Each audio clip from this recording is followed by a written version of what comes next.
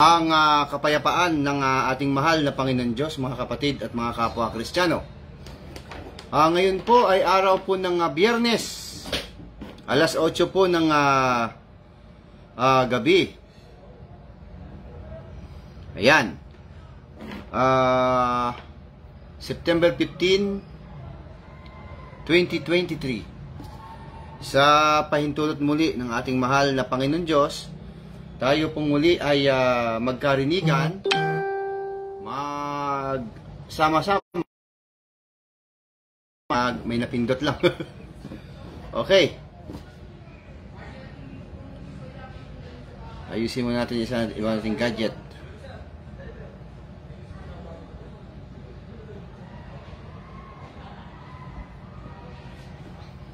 Ayan, sige po, tuloy tayo mga kapatid at mga kapwa Kristiyano.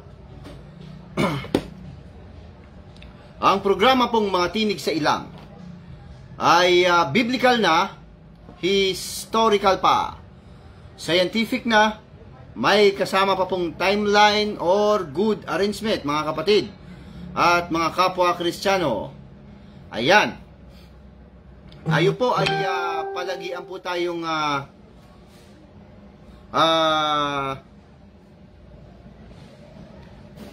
nagsasabi mga kapatid, mga kapwa Kristiyano, na itong programang ito ay ito po ay mag-aapat na taon na ng dire-diretso. Ayan, napasimulan po ito, kung hindi ho ako nagkakamali, noong 2019 ng November. Kaya mag-aapat na taon na rin ho itong programa na ito, noong kasama pa po natin si Brother Bert Miranda. Siya po ang kauna-unahang nagtatag nito. At ito nga po ay atin lamang po itong pinagpapatuloy. Nandiyan po kaagad-agad si Brother Noel Ferguson. Ayan, kapwa ho natin yung Kristiyano. At siyempre sa lahat po ng kanyang mga mahal sa buhay, kapwa natin Kristiyano at Kristiyana. Ayan. Okay. Yung ating pong pag-aaralan mamaya mga kapatid, ay ito po ay comparison. Ano ho? Comparison ito doon po sa mga nandiyan po si Brother Oscar Vargas. Ayan, kapwa rin ho natin yung Kristiyano. At sa lahat po ng kanilang mahal sa buhay, kapwa natin Kristiyano at Kristiyana. Okay. Ayan, may mga nagpapasukan na po ng mga kapatid. Ayan. Teka lang ho muna, may inaayos lang po.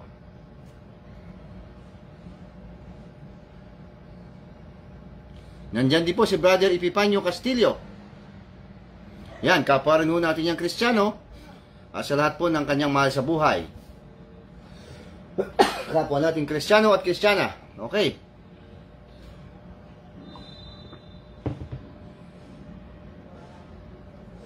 Ayun. Yung ating pong pag-aaralan, si John Calixto. Ayan, dyan po, kasamahan ko po dati sa Sky Cable. Okay. Sige po, ang ating pong paksa, ang ating pong ibabalita sa araw na ito, mga kapatid, na sa gabing ito, ay ito pong tungkol sa mga sikat na salita ho ito eh. Ito po ay exegesis, at saka eisegesis, at saka hermeneutics. Ayan, yan po yung mga salita ng karamihan po mga Baptist. Yung yung exegesis, eisegesis, at saka yung hermeneutics. Ginamit din po yan ni K.L. Soriano dati. Ano ho? At atin pong pag-aaralan yan mamaya, atin po isa-isahin kung ano po ibig sabihin ng exegesis. At ano naman po ibig sabihin ng eisegesis? At ano naman po ibig sabihin ng hermeneutics? Ayan, pagbabanggain ho natin yan mga yan, dito po sa ating programang Mga Tinig sa Ilang, at ang ipantatapat naman natin sa kanila, ay ito pong sinasabi natin palagi, na biblical na, historical pa, scientific na, may kasama pang timeline or good arrangement. At kapag kaminsan, sinasamahan din po natin ng arithmetic or mathematics, mga kapatid at mga kapwa Kristiyano. Ayan, maya-maya ho ating pag-aaralan yan, kung ano po itong mga ito at kung papaano ito ginamit ng mga may-ari ng mga reliyon na itinayo po sa ating panahon. Bago po yan mga kapatid at mga kapwa Kristiyano, hayaan nyo muna po na tayo ay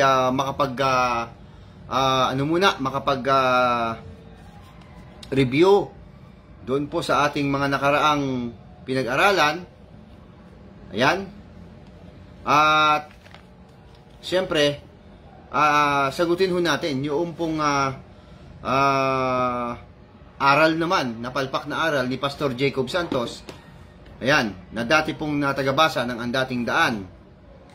Yung ating pong pinag-aralan noong nakaraan ay tungkol po dito sa Job 22:15 hanggang 16. Ayan, na ating pong sinasabi. Basahin po natin mga kapatid sa Magandang Balita Biblia para meron kaagad tayong idea. Ano ho? Ayan, sa Job. Okay, ito po ang nakasulat. Iyo bang pagpapatuluyan o talaga bang nais mong lakaran ang dating daan? Landas na tinahak ng mga nasanay sa kasamaan? Kahit wala pa sa panahon, sila'y tinangay na ng baha, sapagkat ang kanilang pundasyon ay lubos na nagiba.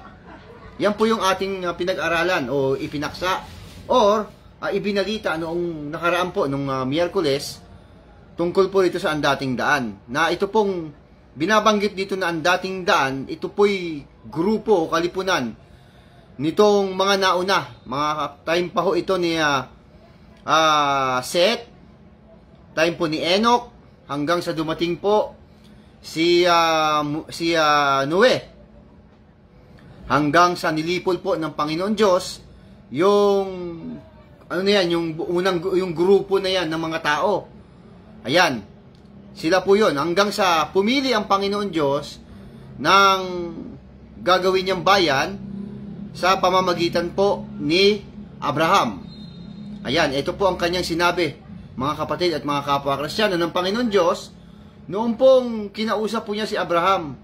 Sa Henesis po 12, ito po ang ating mababasa mga kapatid at mga kapwa Kristiyano. 12:1 po ng Henesis, ito po ang nakasulat. Sinabi nga ng Panginoon kay Abraham, umalis ka sa iyong lupain at sa iyong mga kamag-anak at sa bahay ng iyong ama, na ikaw ay pasalupaing ituturo ko sa iyo, at gagawin kitang isang malaking bansa, at ikaw ay aking pagpapalain at padalakilain ko ang iyong pangalan, at ikaw ay maging isang kalaparan o kapalaran. Ayan, yan po yung sinabi ng Panginoon Diyos kay Abraham. Doon na po siya nag-focus, kasi nalipol na po yung unang grupo ng mga tao sa panahon pa po ni Seth, kasi ang sama-sama na ho ng mga tao eh. Ito po ang nakasulat sa Henesis naman, sa ito po ang at nangyari nang magpasimula na dumami ang mga tao sa balat na lupa, at mga kaanak ng mga babae, na nakita ng mga anak ng Diyos na magaganda ang mga anak na babae ng mga tao, at sila ay nangagsikuha ng kani-kaniyang asawa sa lahat ng kanilang pinili.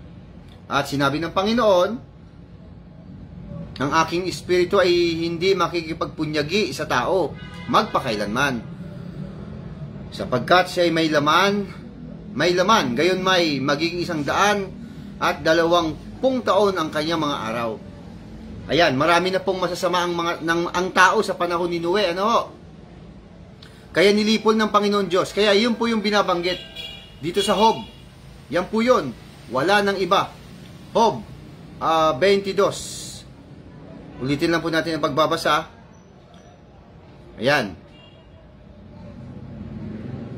Sabi dito, iyo bang pagpapatuluyan ang dating daan na nilakaran ng mga masamang tao, na siyang mga naalis bago dumating ang kanilang kapanahunan, na ang patibayan ay nahuhong parang agos.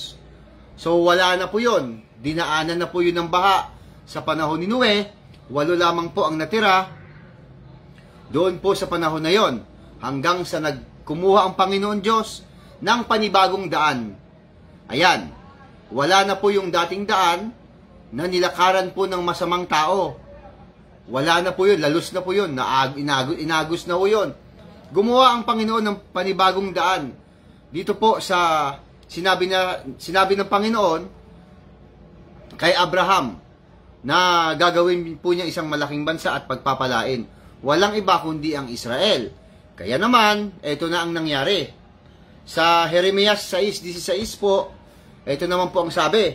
Ganito ang sabi ng Panginoon, magsitayo kayo sa mga daan at magsitingin kayo at ipagtanong ninyo ang mga dating landas kung saan nandun ang mabuting daan. At magsilakad kayo roon at kayo'y mga kakasumpong ng kapahingahan sa inyong mga kaluluwa. Yan po yung sinabi. Ngunit kanilang sinabi, hindi kami magsisilakad doon. Kinumpleto na lang ho natin yon. Yan po ang ibig sabihin mga kapatid at mga kapwa Kristiyano na mayroon na pong panibagong daan. Ano po ba yung daan naman na panibago na ginawa ng Panginoon Diyos? Bakit ho niya binanggit sa aklat po ni Propeta Jeremias na magsitayo kayo sa mga daan? Ibig sabihin ho nun, yung dating landas, kung saan nandun ang mabuting daan, yung po yung landas, yung path, yung po yung landas na nilakaran po. Sino po mga naglakad yan, mga nauna? Walang iba kundi si Abraham. Walang iba kundi si Isaac at saka si Jacob. Yan tatlo na yan. Yan po si Brother Manolito Fajardo. Yan, kapwa ho natin yung Kristiyano at sa lahat po ng kanyang mahal sa buhay. Kapwa natin Kristiyano at Kristiyana. Ayan, mga tanong ko lang po si John Calixto. Ayan, andyan na rin. Pre, nakabalik ka na ba sa Mindanao? O nasa Metro Manila ka pa rin? Ayan. So, ayan po mga kapatid at mga kapwa Kristiyano na ang dating daan po, yun po yung sahog na nawala na. Ito pong daan na binabanggit dito, yung dating landas, ito po yung dinaanan na ni Abraham, ni Isaac, at saka ni Jacob. Hanggang sa madaanan na rin po ni Moises at ang lahat ng mga Israelita na nanggaling po sa Ehipto. Ayan, yan po yung daan, landas. Ang kanila pong target doon ay ang Kanaan. Ayan, na siyang Israel sa ating panahon ngayon. Kanaan. Nandun kasi ang mabuting daan, magsilakad kayo roon sa dating landas. Kasi nandun si kapahingahan. Partikular po sa Jerusalem.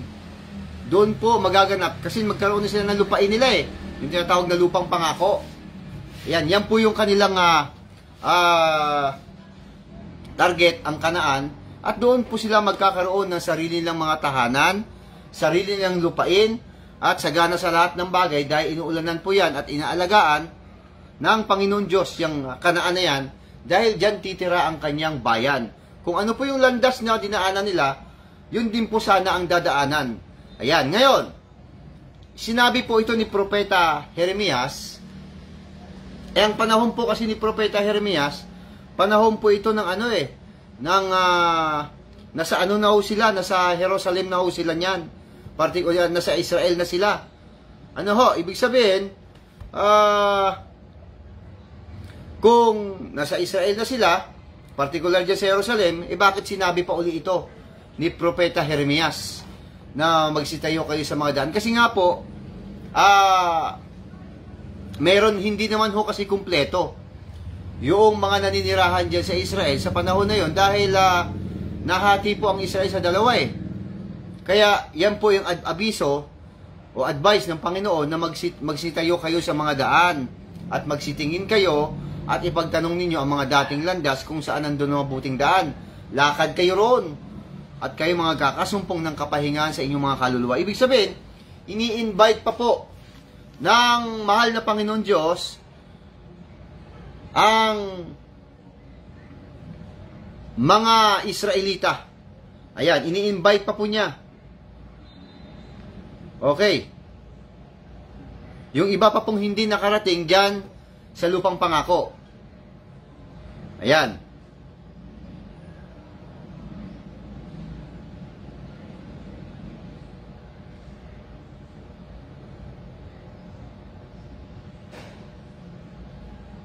Okay.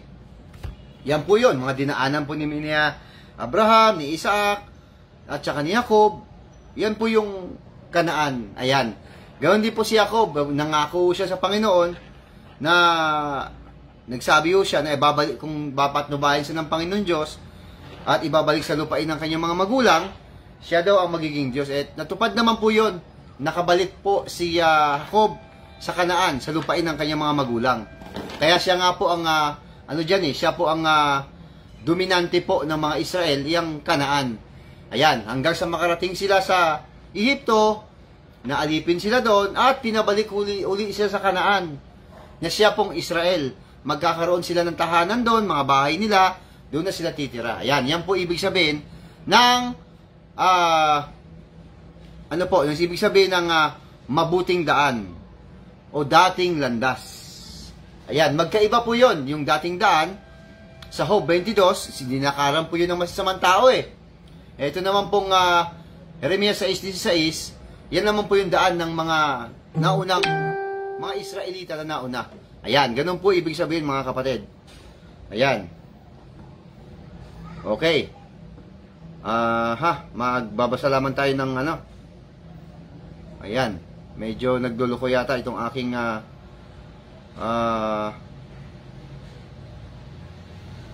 okay, kung hindi man po kayo na mga kapatid na shout out o kaya na hindi ko po nakikita.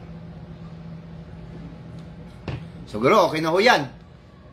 O ano po pong kasunod nating pag-aaralan, mga kapatid at mga kapwa Kristiyano. Kung inyo pong natatandaan na sinabi po ng isang pastor na nagpapanggap na may Holy Spirit, si BWS, hindi naman daw po inuobliga ang mga Kristiyano na magsabat. Ayan. Natatawa ako sa pastor na yan. Nagpapanggap po yan na may Holy Spirit, pero hindi naman niya naiintindihan yung kanyang sinasabi. Ayan, hindi daw obligado sa mga Kristiyano ang magsabat. At tinarin po na pag-aralan sa maraming mga pagkakataon na nga po. Ano ho? Ayan. Na ang Sabat po ay araw ng pamamahinga. Nagbigay ho tayo ng assignment sa kanya kung ilan ang Sabat, pero wala ho siyang tugon. Ayan. May nagpadala ng message sa kanya, ayun, labasan na naman ugat sa kanyang leeg, sa galit, dahil may nagpadala sa kanya ng message sa kasulat tungkol po sa kanyang kiniklaim na may Holy Spirit siya. Ayun, hindi po niya maayos na nasagot, kundi nag-imbento siya ng iba pang mga ayan, sabi po ni Brother Noel, erroneous talaga ang interpretation. Yan, maya-maya ho, pag-aaralan ho natin yan, Brother Noel. Yung interpretasyon na yan. Yan, sige po. Ito nga pong hindi daw po inuobliga ang mga Kristiyano na magsabat. Mga kapatid, mga kapwa Kristiyano, tandaan ho natin, wag ho nating kalilimutan yan. Dahil maraming salamat sa Panginoon Diyos, tayo po ay nabigyan ng pagkakataon na maintindihan ho natin yan kung ano ba ibig sabihin ng Sabat. Ganito po yon, ikukwento ko na lang po sa inyo. Ngayon, kapag kami pagkakataon na pag-aralan sa mga susunod, ay dilagyan natin yan ng time talaga. Ang Sabat po sa Biblia, marami. Hindi ko lang po sasabihin muna kasi assignment natin yan Napakarami ho ng Sabat sa Biblia. Hindi lamang ho yung sa ikapitong araw. Mauuwi ang lahat ng Sabat na yan sa iisa lang. Ang target pa rin yung Sabat na yan, Jesus Christ pa rin. Wala nang iba. Ayan. Siguro ang iniisip nitong pastor na ito, na si BWS, ang Sabat, ay yung nakasulat po dito sa Genesis 2. Basahin nga po natin. Sa magandang balita, Biblia po natin basahin.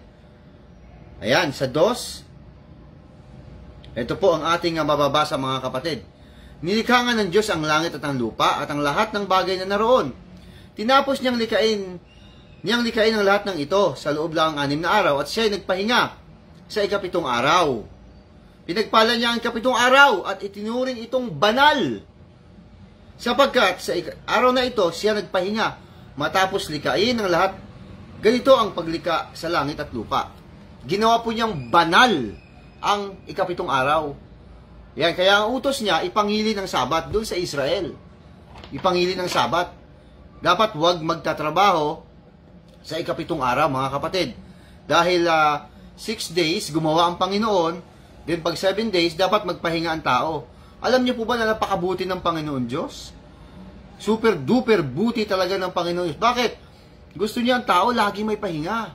Lagi namamahinga, laging relax na relax lang. Ayan. Naroon din po si Brother Chandler Rodriguez. Diyan naman po yan sa Hong Kong. Are you with me? Kapwa ho natin yung Kristiyano at sa lahat po ng kanyang mga mahal sa buhay, kapwa natin Kristiyano at Kristiyana. Ayan. Na ang kauuwian pala ng Sabat na yan, mga kapatid, walang iba kundi si Jesus Christ talaga. Ang Panginoon mismo ang nagsabi niya, Jeremias 6:16, binanggit niya na magkakasumpong kayo ng kapahingahan sa inyong mga kaluluwa. Ganon din po sa Mateo 11:28 hanggang 30. Yan, sabi po niya, magsilapit kayo sa akin, kayo nabibigyan ng luba. Magpahinga kayo sa akin. Si Jesus Christ po nag-o-offer ng kapahingahan. Sabi naman po sa Marcos 2, 23 hanggang 27, itinakda po ang araw ng ang Sabat. Ano po, ang araw ng Sabat ay ginawa para sa tao. Ibig sabihin, yung Sabat, yung kapahingahan na yan, ibibinipisyo ng tao yan. Hindi ang Sabat para sa tao. Ibig sabihin, magiging binipisyo yan ng mga tao ang Sabat o ang araw ng kapahingahan. Walang iba kundi si Jesus Christ yun. Yun naman talaga yung nagbinipisyo eh. Tapos sasabihin ni Pastor Jacob Santos ni BWS na hindi daw inuobliga. Wow, ibig sabihin inilalayo niya ang tao kay Jesus Christ. Alam ko naman, kaya lang naman niya nasabi yun kasi hindi niya alam. Ayan, tapos ayabang pa niya na may Holy Spirit, 19 years na tagabasa sa dating daan, sa radyo telebisyon, ano nangyari? Ayun, wala rin, hindi makakibo, nagtatago pa rin sa aparador. At ang kanyang tinatarget talaga, itong si KDR, na sinasabihan po niya, hindi po ako nagsabi siya nagsabi na, inutil daw, hindi daw marunong magpaksa. Alam mo naman palang ganun, hindi yung pa hinahamon mo. Eto nga, may mga assignment kita sa akin, hindi mo nga sinasagot. Ano ho? At ang sagot lang niya, pang personal. Sabi nga po nung nagtanong sa kanya, message sa kanya, wala siyang pinagkaiba kay Ka Eli Soriano. At ako po, naniniwala, totoo yun. Wala siyang pinagkaiba doon. Ang pakpak nila parehas lang. Ako po naniniwala doon. Pastor Jacob Santos, na na ikaw ay walang pinagkaiba kay Ka Eli Soriano. Parehas lang kayo, pati aral. Ayan, ang aral nyo, mali-mali. Ayan, hindi tama. Isa sa palatandaan yan, hindi ka makalabas sa aparador mo kasi nga, hindi mo kayang ipagtanggol yung aral mo. Ayan, maya-maya, tingnan natin yan. Pati aral po ni Ka Eli Soriano sa pamamagitan po nitong ating programa. Ayan, nariyan din po si Brother Michael Bambitoy. Diyan naman po yan sa Milan, Italy. Yan, kapwa rin ho natin yung Kristiyano at sa lahat po ng kanyang mahal sa buhay. Kapwa natin Kristiyano at Kristiyana. Ayan. Ganun po ibig sabihin, mga kapatid, na nagpapanggap ka na may Holy Spirit pero hindi mo naman may pagtanggol yung aral. Ano ho? Na hindi inuobliga ang mga Kristiyano na magsabat. Ang Sabat ho si Jesus Christ yun. Maliwanag ang nakasulat. Walang ibang pwedeng magbigay nun ng kapaliwanagan or maayos na pagsalansan itong mga binabasa natin. Talagang ang tinutukoy pa rin ng Sabat na yon, si Jesus Christ pa rin. At yan nga po ang ating binigay na assignment sa kanya, kung ilan ang Sabat. Mahilig sila sa business. Ayan. Ganon din po sa ni Ka Eli Soriano. Ayan. Parehas lang po sila niyan. Wala akong pinagkaiba. Yan. Mga kapatid at mga kapwa Kristiyano, huwag mo natin kalilimutan Ang ibig sabihin po ng Sabat, kapahingahan. Yan. Yan, pinagtatawan nga lang ni DSR. Ayan. Hindi siya pinapansin. Okay. Kaya itong mga nakikinig, mga ka-Bible study niya, nako ang inyo pong ulo, ano po, aalog-alog kapag kadyang kayo nakikinig sa kay BWS. Aalog-alog lang. Bakit? Maya-maya ho. Ito pong ating, itong ang kanyang ginawang sample dito po sa aklat ni, aklat po ng mga hari. Unang hari, kalawang hari, at saka kay Propeta Isayas. Ayan. Tapos, kumuha ho siya ng referensya sa Google. Alam nyo, hindi naman natin inaano yung Google kasi nakakakuha tayo ng impormasyon dyan. Kaya lang, dapat meron kang matibay na batayan bago mo sabihin. Ano ho? Bago mo ilabas yan, dapat masigurado ka. Na sinasabi niya kanina na ang nagsulat daw ng unang hari at kalawang hari ay si Jeremias, ayon po doon sa paniniwala ng mga Hudyo at mga Kristiyano. Ayan, maya-maya pag-aralan po natin yun. Naloko na. Ay, nako. Ayan. Okay. Alam nyo, ang Sabat to, si Jesus Christ ho yun. Walang iba kundi si Jesus Christ ang Sabat. Siya po yung ginawang banal. Kaya nga po sinasabi natin na ang Panginoon Diyos, nung nilikha po niya ang langit at lupa, on the 6 days, on the 7 days, nagpahinga siya at ginawa niyang banal. Kasi nga po, nakumpleto niya ng gawin ang langit at lupa. Nagawa na po niya yung kalangitan, nagawa na po niya yung mga nandyan sa langit, kalawakan, nagawa na rin po niya ang dagat, nalagyan na rin po niya ng mga isda, nandyan na rin po ang lupa, nalagyan na rin po niya ng laman. At sa ika-6 na araw, nilikha po niya ang tao. Therefore, kumpleto na ho, pati makakain ng mga hayop, pagkain ng mga tao, nandyan na. Established na lahat ng Panginoon Diyos.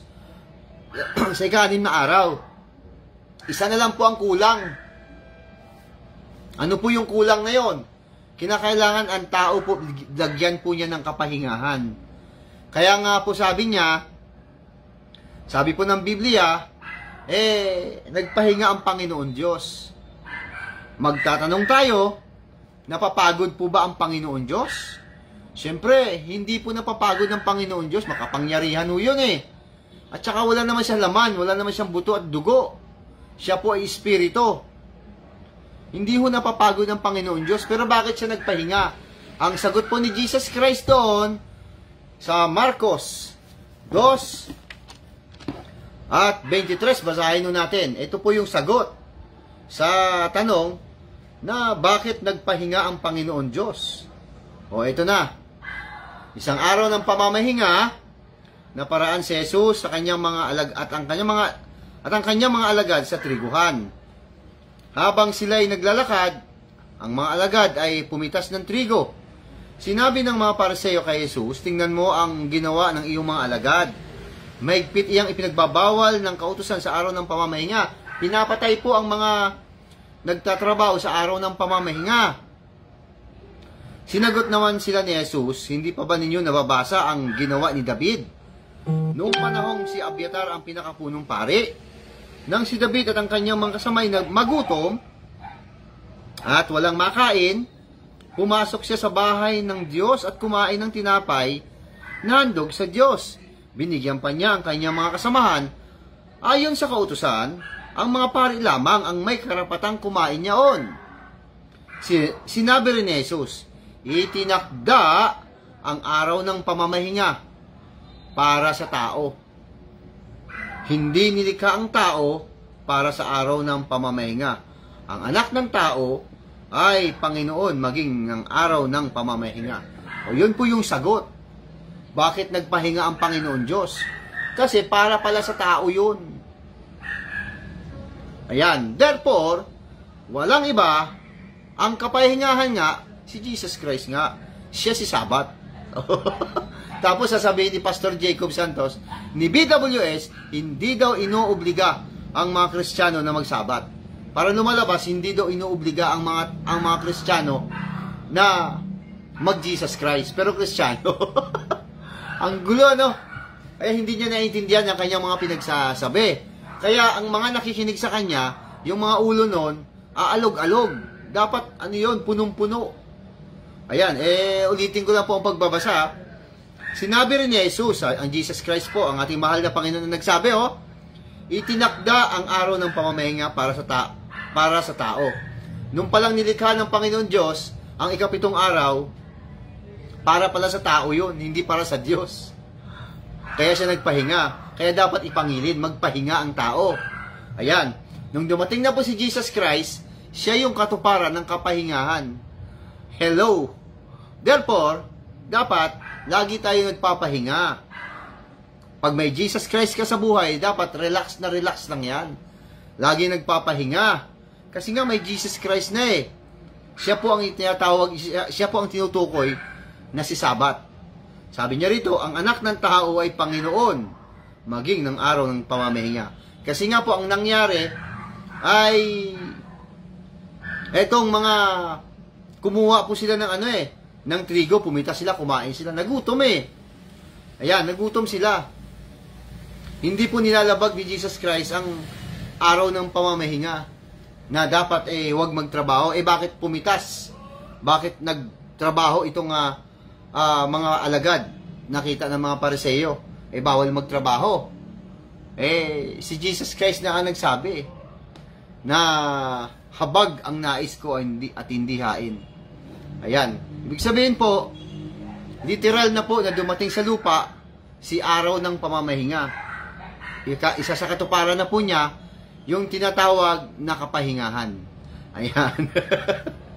Kaya mali po yun, Pastor Jacob Santos ha. At sa mga miyembro, tinatawagan ko po kayo ng pansin, lalo na po doon sa kapatid na natanggalan po ng gulong sa NLEX. Ha? Kasi mali ang paraan ng inyong pagkilala kay Jesus Christ Ang inyong pag-alaala.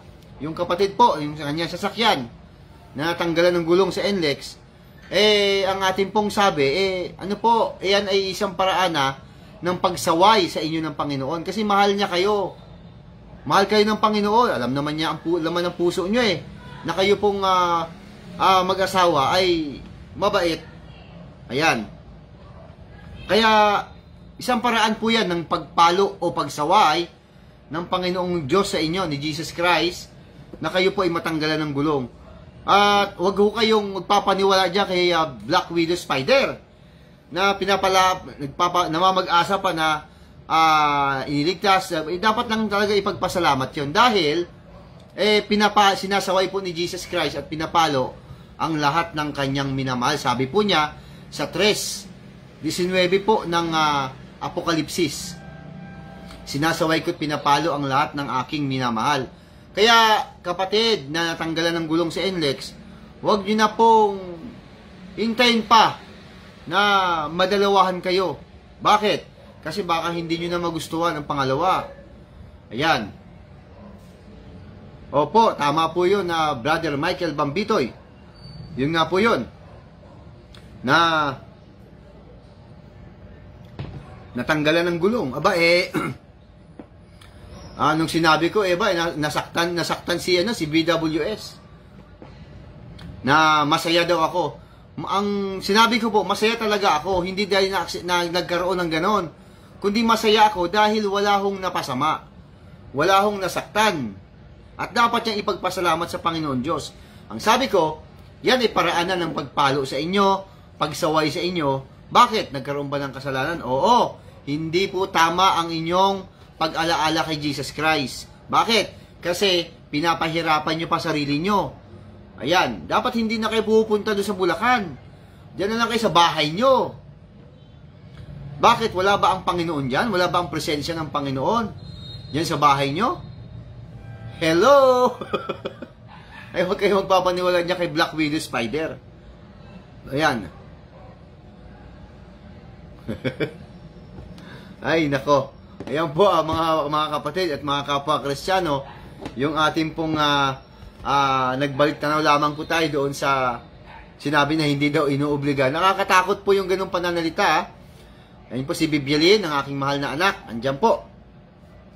Okay. Good evening po sa lahat. Sabi po niya ang aking mahal na anak na si Bibialin. Yan po yung pahayag nitong nagpapanggap na may Holy Spirit, nagpapanggap na may sugo, pero mali-mali naman po. Ibig sabihin po nun, hindi yun Holy Spirit. Yan po ay evil spirit po ang nagmamanifest sa kanya. Ayan. Okay, o ngayon, isa pa. Meron pong merong nag-message sa kanya tungkol po doon sa, tungkol po doon sa kanyang ginagawa na, na siya po ay siya po ay nag-Holy Spirit kahit hindi naman. Tapos wala silang pinagkaiba ni Kyle Eli Soriano. Parehas lang naman sila. Aba, nanggagalaiti sa galit. Itong inyong pastor na may Holy Spirit. Nangongopya, yan. Mga nangongopya. Yan. Nangongopya daw siya dito sa mga iba't ibang relihiyon. Ayan, sabi po ng nagtanong sa kanya. At walang pinagkaiba kay Eli Soriano. Aba, nagalit po ang inyong galit po si BWS, galit na galit doon sa nagtanong sa kanya, nagpadala ng mensahe. Ngayon, doon siya nasaktan, doon siya nangongopya. Alam nyo ba, na dahil doon sa pangyayari na yon na nangongopya, abay, kumuha siya ng nagpahanga itong inyong pastor.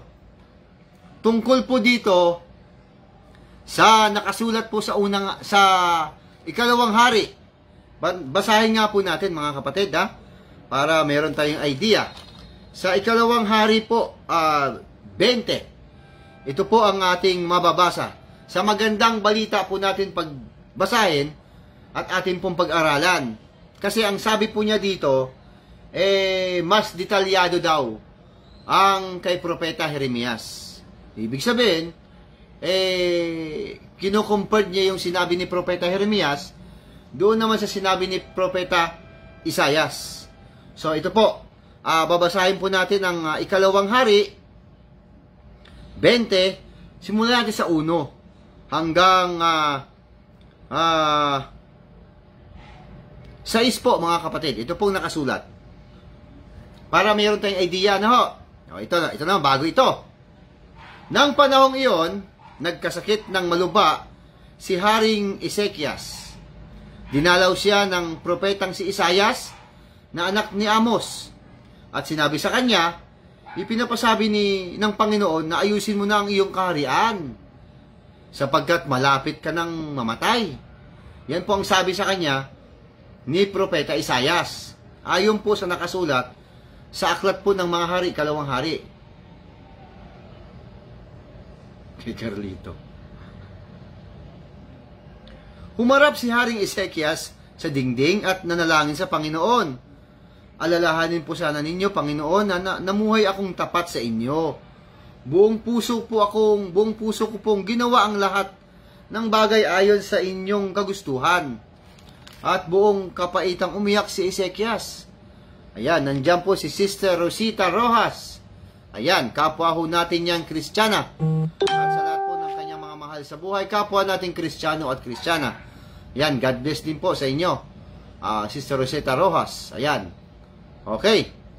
Ang ganda po ng aking polo. Saktong-sakto. Tuloy po tayo sa 4. Hindi pa nakakaliw si Isaias sa gitnang bulwagan ng palasyo nang sabihin sa kanya ng Panginoon, bumalik ka.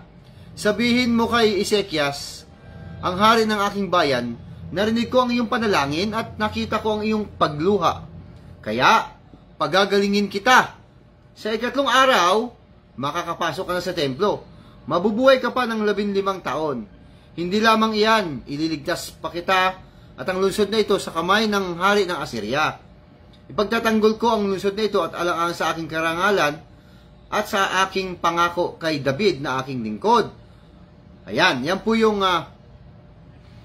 sinabi ng aklat po ng ikalawang hari. O ngayon, eto na, mga kapatid at mga kapwa Kristiyano, masaya ito. Ay, nako. Okay, teka muna. I-ready ko lang. Ayan. I-ready ko lang po. Para mabasa ko ng maayos. Yan po yung pahayag ng aklat po ng mga hari. Ano ho? Okay. Ito pong aklat ng unang hari at ikalawang hari. Ayan. Dahil meron pong nagsulat kay BWS tungkol po sa kanyang kanyang pangungopia. So na high blood siya ron tungkol doon sa sinabi na nagbigay sa kanya ng sulat. So ang nangyari po ay nasaktan siya doon sa pagsabi sa kanya, nangungopia lang siya doon po sa ibang mga relihiyon, yung kanyang inaaral. At ang dating daan po ang kanyang pinupog kaagad. O ngayon, nagpahanga po itong pastor na ito tungkol po sa pangungopia. May kinalaman po ito sa aklat po ni Propeta Isaias at aklat po ni Propeta Jeremias. Ganito po kasi yon. Ayon po sa kanya, sa binasa ni BWS, ano ho, na ang sumulat daw po ng aklat po ng unang hari at kalawang hari ay si Propeta Jeremias. Okay, ulitin ko lang po para malinaw sa lahat, lalong-lalo na po dyan sa mga miyembro po ng samahan at saka ka-Bible study ni BWS sa kanyang programa. Ang sabi ng pastor nyo, ang nagsulat ng aklat ng mga hari, unang hari, kalawang hari, ay si Propeta Jeremias. Okay? O ngayon, ang binasa ho natin kanina, aklat po yun ni Propeta, aklat po yun ng mga hari, na ang nagsulat daw po ay si Propeta Jeremias. Okay? So malinaw na po yan ha. Establishan natin ng kaunti. Ulitin ko lang po, ang nagsulat ng aklat ng mga hari ay si Propeta Jeremias ayon kay BWS. Okay? Ngayon, kumuha ho siya ng referensya sa Google. Alam nyo po, hindi naman ho natin inaano yung Google. Kasi napakabilis po ng impormasyon. Makakakuha ka kaagad ng impormasyon sa Google. Hindi po natin yan dinidisregard o kung ano pa man dapat gawin. Kasi maging ako man, kumukuha rin ako ng impormasyon Diyan sa Google. O ngayon, ito ang sagot sa kanya ng Google. Kung tama ba na si Propeta Jeremias ang nagsulat ng aklat ng mga hari at ikalawang hari, ano ho? Ito ang nakalagay sa Google. Basahin ko po. Many Jewish and Christian tradition. Ulitin ko lang po Many Jewish and Christian tradition hold that Jeremiah wrote 1 and 2 Kings. Ayan. Ulitin ko lang po. Many Jewish and Christians tradition hold that Jeremiah wrote 1 Kings and 2 Kings. Ayan. Yun po ang kanyang kinuhanan ng referensya. Therefore, ayon kay Google, si Propeta Jeremias nga ang nagsulat ng unang hari at ikalawang hari. O ngayon, ganito po mga kapatid. Alam nyo ba na mayroong pandaraya itong nagpapanggap na may Holy Spirit? Ayan. Meron ng pandaraya. Kaya kayong mga miyembro dyan at ka-Bible study niya, sabi ko nga sa inyo, wala aalog-alog talaga ang inyong ulo kapag kaganon ang nangyari. Dyan kayo nakikinig. Ibig sabihin po ng aalog-alog, may laman pero konti. Dapat yan, full tank yan. Dapat nakakakuha kayo ng magandang benepisyo. Mapupuno ang inyong ulo, inyong utak sa mga informasyon. Dinaya na naman kayo ng inyong pastor ni BWS. Bakit? Hindi naman niya binasa lahat Ang lahat, hindi niya binasa. Kundi ang binasa lang niya, eto lang ang part na ito. Many Jewish and Christians tradition hold that Jeremiah wrote 1 Kings and 2 Kings. Tapos na. Hindi na po niya sinundan pa yung, hindi na niya binasa ang kasunod. Ano ba yung kasunod? Basahin natin ng dire-diretso hanggang sa nag-period siya. Many Jewish and Christians, ayan, many Jewish and Christians tradition hold that Jeremiah wrote 1st and 2nd Kings. However, ito na. Ito na po yung paliwanag ni Google. However, authorship is not explicitly stated within the book. Yan. Ibig sabihin, sa kabilang banda, wala naman palang matibay na batayan na nakasulat sa aklat po ng unang hari, kalawang hari, na si Propeta Jeremias ang nagsulat. Yan po ang sagot ng Google. Hindi niya pinumpleto ang pagbabasa. Kaya niya yung ginawa para masagot niya yung nagtanong, nanlait sa kanya.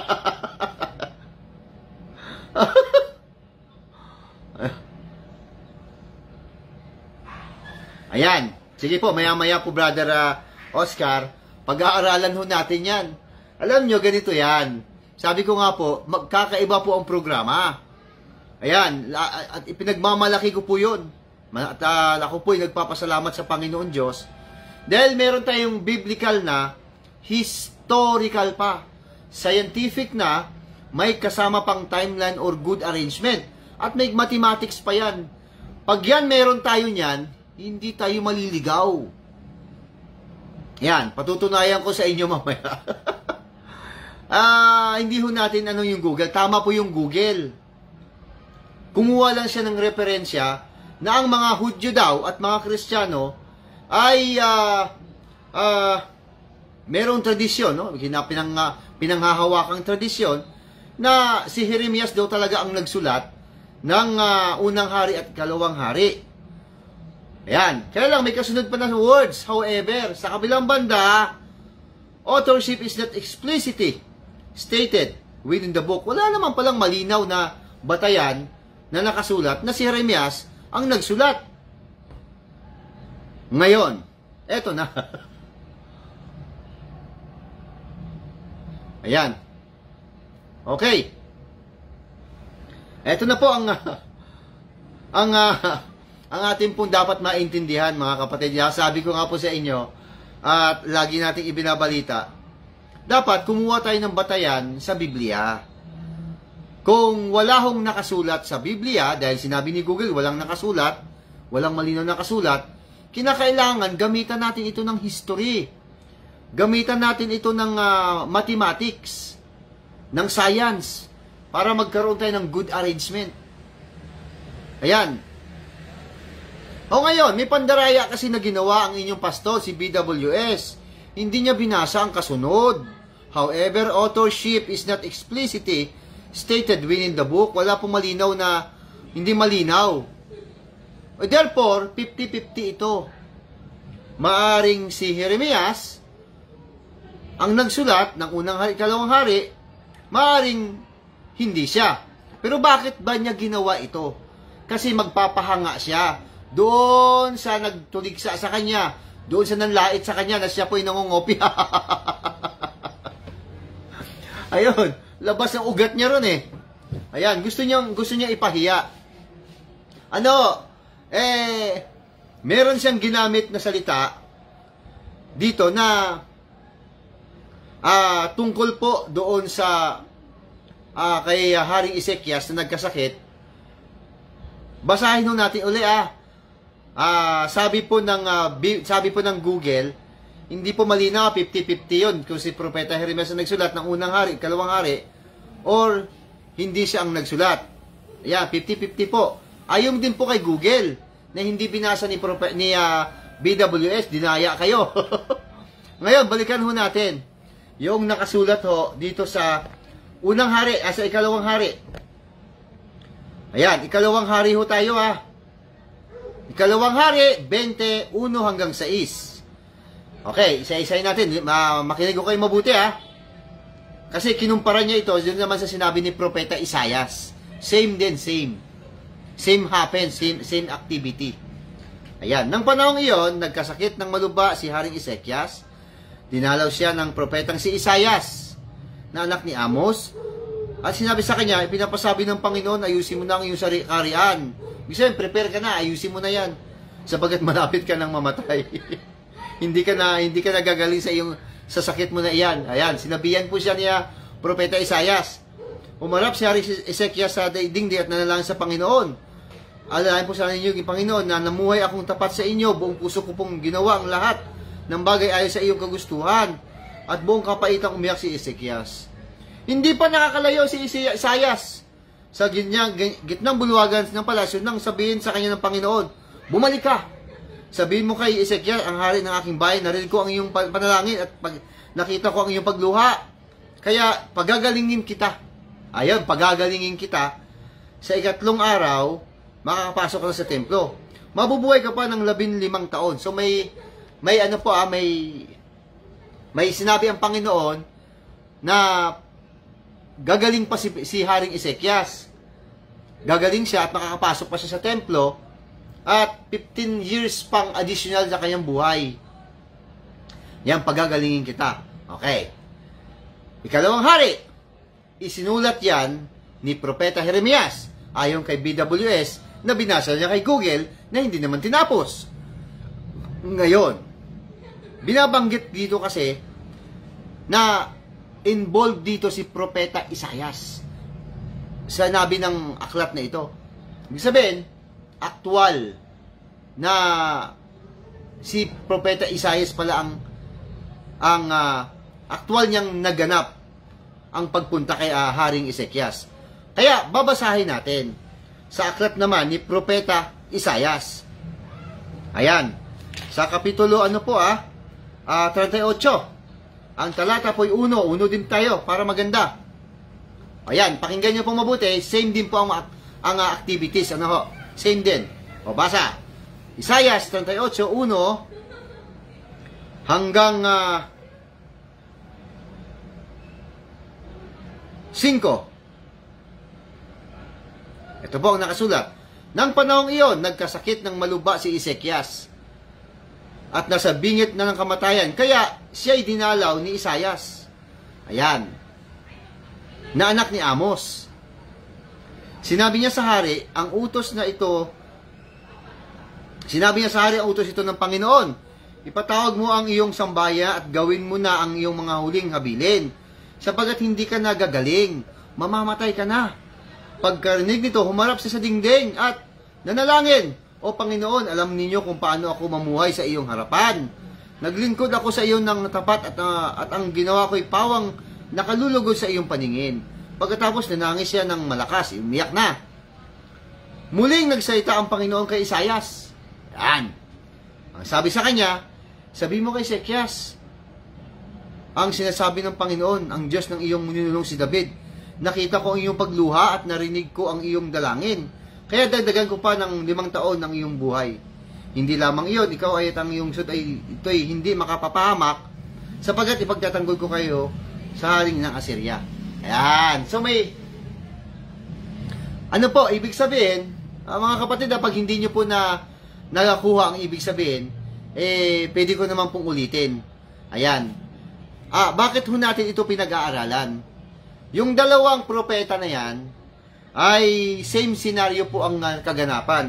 Sa aklat po ni propeta, sa aklat po ng hari, na di umano ay isinulat ni Propeta Jeremias, ay may sinabi doon na pagagalingin ko siya at dadagdagan ng 15 years ang kanyang buhay.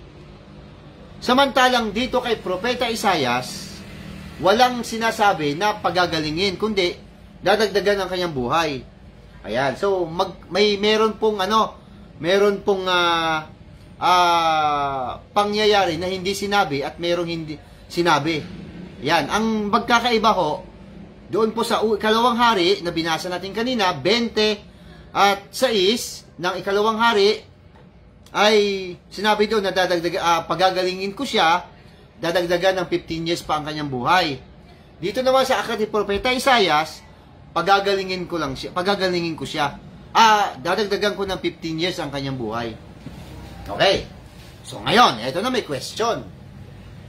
Nagpahanga po ito si BWS sa kanyang mga tagapakinig.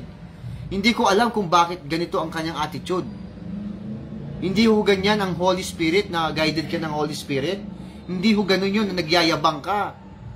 Alam nyo ba, nagtanong siya kasi gusto niyang gantihan talaga yung yung nanlait sa kanya na nangungopya. Nagtanong siya, sino daw po ang nangungopya sa dalawa? Si Propeta Isaias ba? O si Propeta Jeremias? Ayan. O ngayon, nagbasa uli siya ng Google. Ayan. At ang binasa niya na 100 po ang agwat ni Propeta Isaias bago si Propeta Jeremias. Ibig sabihin, nauna po si Propeta Isaias. At sumunod si Propeta Jeremias. Alam niyo po, ganito po ibig sabihin mga kapatid at mga kapwa Kristiyano. Nakakalungkot po. Bakit? Kasi nagsasabi ka sa iyong sarili na may Holy Spirit ka. Ikaw ay sugo. Ikaw ay 19 years na tagabasa sa dating daan, sa radyo at telebisyon. Pero gumawa ka ng referensya sa Google. Hello! Ayan ba ang pastor nyo? Good evening po, Brother Eric Muyko. Ayan, dyan po yan sa Talisay. Kapwa nating Kristiyano at sa lahat po ng kanyang mahal sa buhay. Kapwa nating Kristiyano at Kristiyana. Ayan, BWS. Para lang makapagpahanga ka dyan sa mga tagapakinig mo. Naaalog-alog po ang ulo nung matapos ang programa. Sa Google ka kumuha ng referensya. Hindi ba maaari na kumuha ka ng referensya sa Biblia din? May Holy Spirit ka eh. Mga kapatid at mga kapwa Kristiyano. Okay. Tayo po ang mag-interpret niyan. Ayan. Hermeneutics. Sabi ng mga Baptist, Hindi ho natin gagamitin yung salitang hermeneutics. Binabanggit lang natin yan dahil para i-discuss natin mamaya. Ganito po, mga kapatid at mga kapwa Kristiyano. Ayan, i-ready ko lang po ating sandali.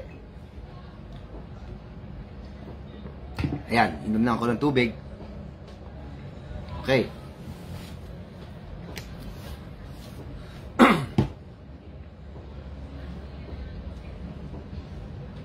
Ganito po yon. Dapat, BWS, hindi ka kumuha ng referensya sa Google. Dapat kumuha ka ng referensya sa Biblia. Ang una ating aalamin, mga kapatid at mga kapwa Kristiyano, ay ganito. Yung pong aklat ng hari, mga hari, aklat po ng mga hari. Ang sabi po ng Google kanina, ang sabi po ng Google ay anong utak nyo? Ang sabi po ng Google dyan, pinaniniwalaan daw po ng mga Hudyo at ng mga Kristiyano na si Propeta Jeremias ang nagsulat ng aklat ng mga hari. Sabi naman, ang kasunod na salita noon, nagpaliwanag si Google na sa kabilang banda, wala namang malinaw na nakasulat na si Jeremias siya nagsulat ng aklat ng mga hari. Ibig sabihin, 50-50. Hindi niya binasa yun. Ayan, ano po dapat nating maintindihan?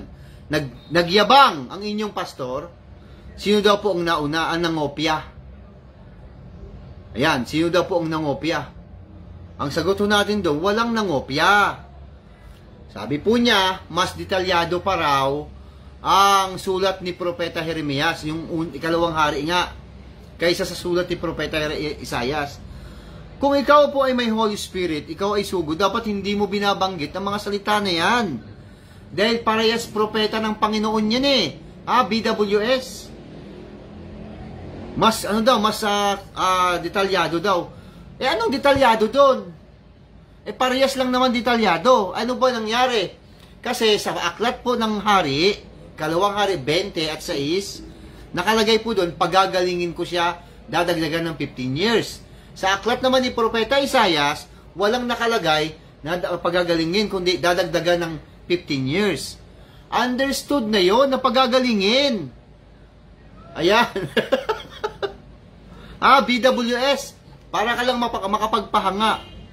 Wala tayong dapat ikong magkaroon ng comparison na detalyado ito, at ang isa hindi detalyado, ang isa hindi detalyado, isa detalyado. Hindi dapat ganoon. BWS. Sa mga membro at mga ka-Bible study mo, aalog-alog talaga ulo nyo pag diyan kayo nakinig. Sayang ang load nyo. Dapat hindi ganun eh. O ngayon, tama ba na nakukuha ka ng referensya sa Google? Bakit hindi ka kumuha ng referensya sa Biblia? Gamitan mo ng history. Alam nyo ba mga kapatid? Ayan. Alam nyo ba na ang panahon po ni Propeta Isaias, tama naman po yun na nauna si Propeta Isaias. Pero, kukuha tayo ng referensya sa Biblia. Hindi kay Google. O ganito po yun. Kapag ka ikaw po ay bumalik sa mga nakaraang panahon, kung tayo po ay nabubuhay pa, hindi natin madidetermine yun. Kaya ang makakuha tayo ng idea kapag ka nalaman natin kung sino ang presidente. Halimbawa, ikaw ay nakaranas ng millennium na tinatawag, yung year 2000. Ayan. Ngayon, mag-iisip ka kung sino ang presidente ng year 2000. Hindi mo maalala eh. So, makakuha ka lang ng idea pag sa presidente ka magbatay. Di si President Erap ang ang pang-presidente ng panahon na yon. Sa Biblia, ganun din. BWS, tuturuan kita. Tuturuan kita. Ikaw ay may Holy Spirit, tapos sa Google ka naghanap ng referensya. Anong klaseng Holy Spirit yan? Di tama sinabi ko. Hindi Holy Spirit na nagmamanifest sa'yo, kundi bad spirit o evil spirit. Ganito po yon. Si Propeta Isaias, siya naman po talaga ang nauna. Kumpara kay Propeta Jeremias. Ang naabutan po na hari, ayan, hari po ni Propeta Isaias, naabutan pa po niya. Si Haring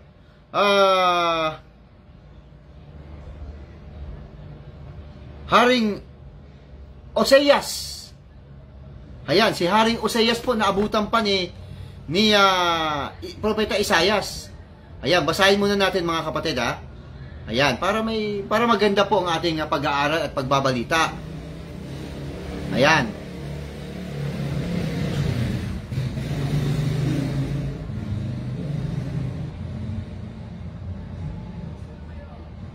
Ito po, sa aklat po ni Isaias, 1:1. Ito po ang mga hari na naabutan niya. O, yan Hindi alam ni BWS. Kaya, para maano siya, kay Google siya naganap. Ito po ang nakasulat. Isaias po, 1:1. Ang aklat na ito ay naglalaman ng pangitain ni Isaias na anak ni Amos tungkol sa Huda at sa Jerusalem. Ayan. Ang binanggit po dito, Huda at Jerusalem. Wala na po ang Israel, nahati na sila eh. Noong panahon ng paghahari sa Huda, Nina. Ayan. Oseas, Hotam, Ahaz, at Ezekias. Itong Ezekias po, ito yung may sakit na malapit na mamatay na sinabihan niya. Ayan. 4 na hari po ang kanyang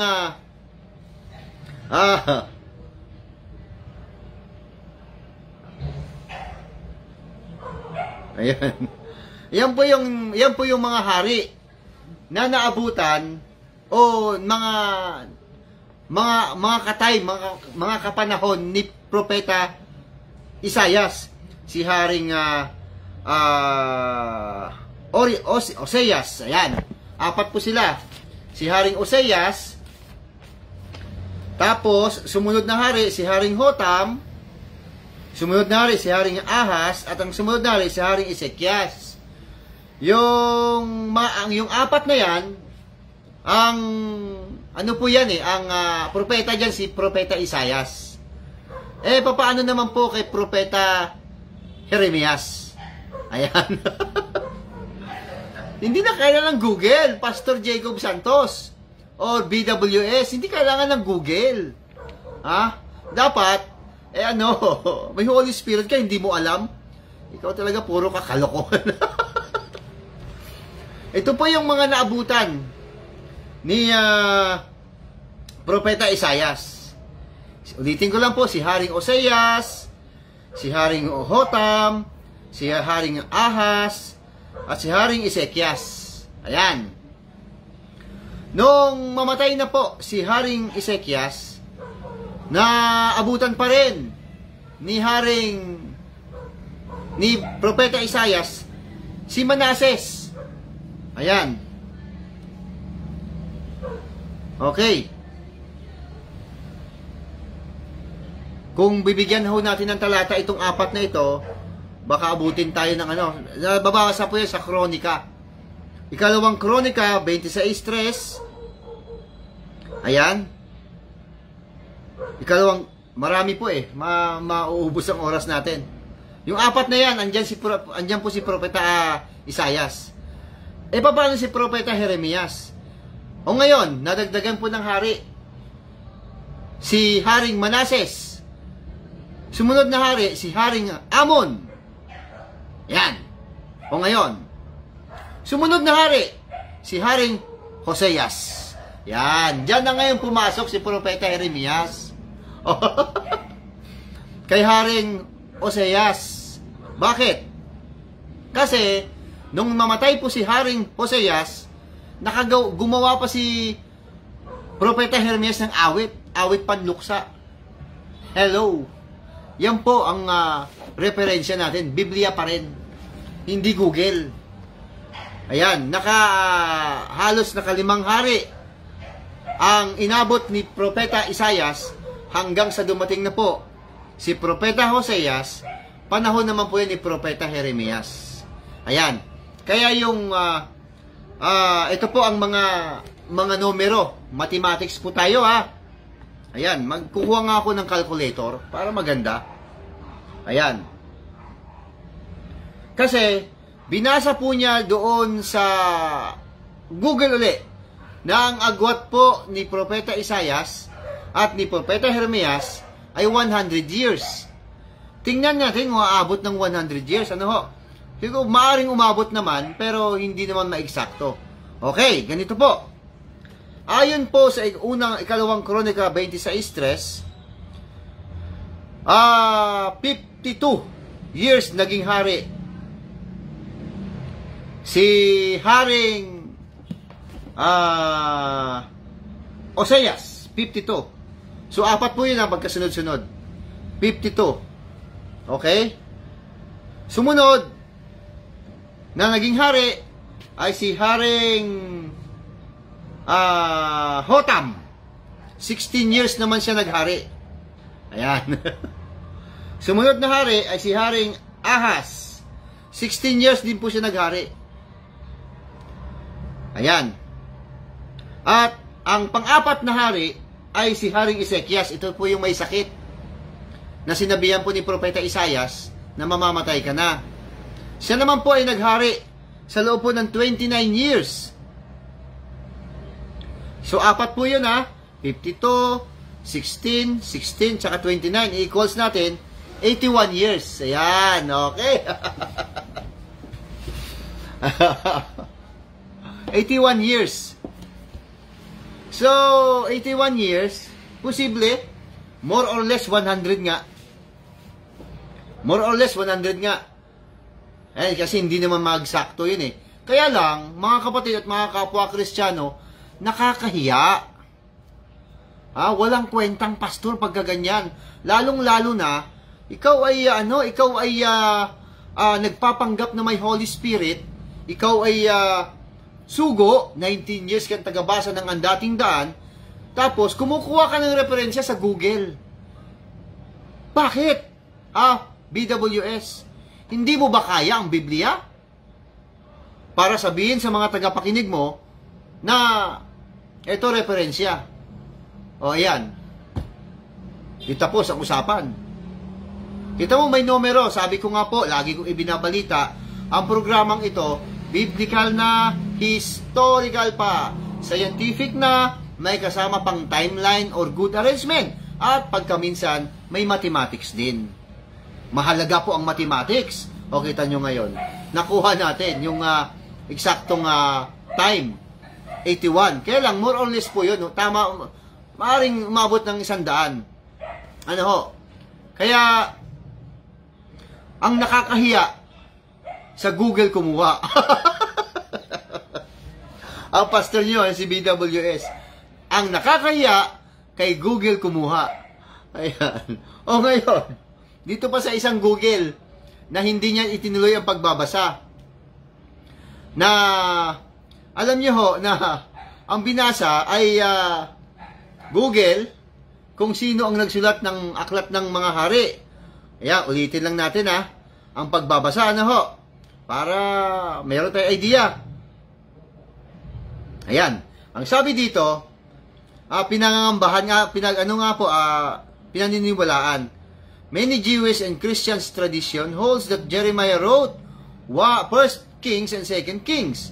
However, authorship is not explicitly stated within the book. Walang nakasulat.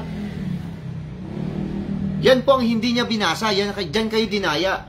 O ngayon,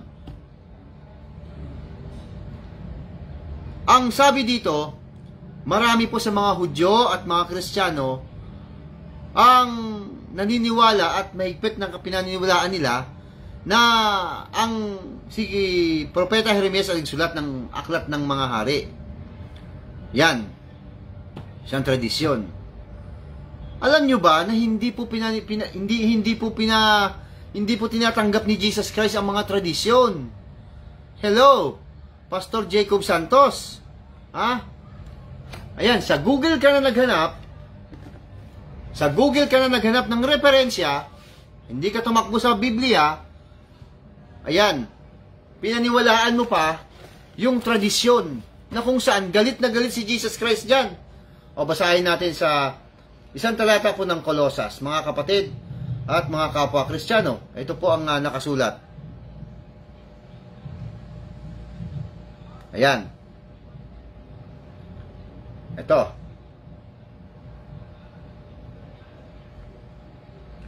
Kolosas 2:8 po. Ito po ang ating mababasa. Mag-ingat kayo upang hindi kayo mabihag ni numan sa pamamagitan ng walang kabuluhang karunungan at pandaraya. O yan. Sapul na sapul ka rito. Na ayon sa mga tradisyon ng mga tao at mga tuntunin ng mundong ito, at ang mga ito ay hindi ayon kay Kristo. Yan, mga tradisyon na yan. Pero binasa mo ang Google, ang nakasulat doon, tradisyon. Ayan. Sabi dito, many Jewish and Christians tradition holds that Jeremiah wrote 1 and 2 Kings. Ayan. Tapos, ayan, 113 pala, bro. Mali yata ang ano ko. Mathematics ko. Ayan, tingnan nga natin uli. Mali yata ang pagkakatype ko. 52, 16, 16, 29. Ayan. 52 plus 16 plus 16 plus 29. 113 nga. Ayan. Naloko na. Hindi pa naisama ata ang 29. Ayan. Okay.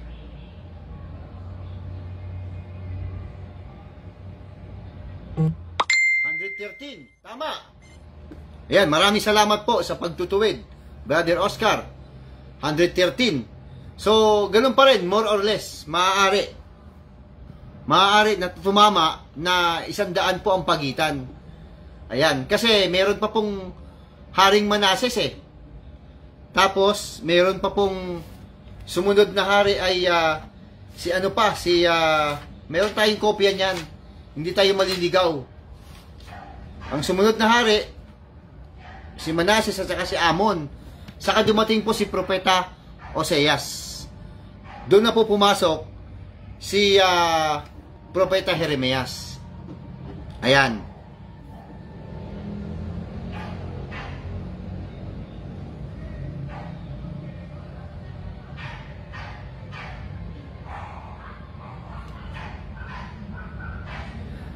So kung 113 siya, meron pa pong karagdagan niya na 55 years. Dahil 55 years naman pong naghari si Manases. So 113 plus 55, oh dami na. Ang layo na ng agwat. Ayan.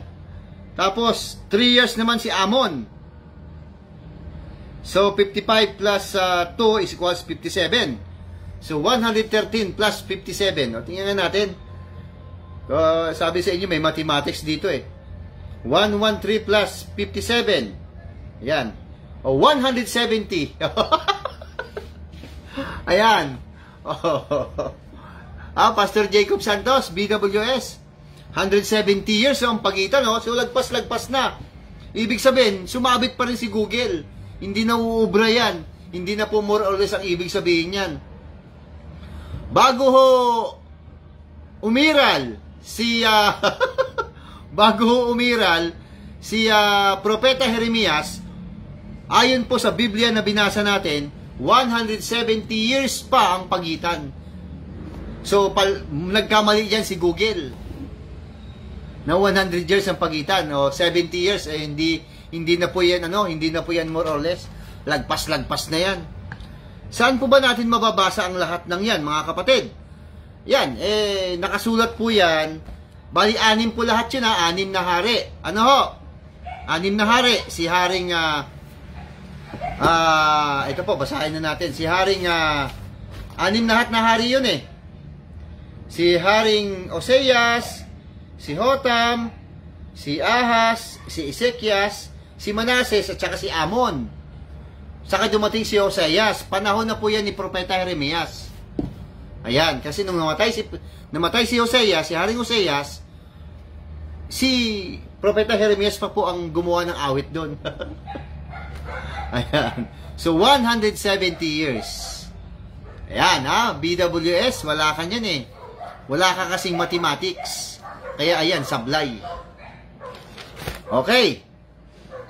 Yung pong panahon po ni Haring Manases, 55 years po siya naghari. Basahin nga po natin sa ikalawang hari po yon. Ito po ang ating mababasa. Ayan.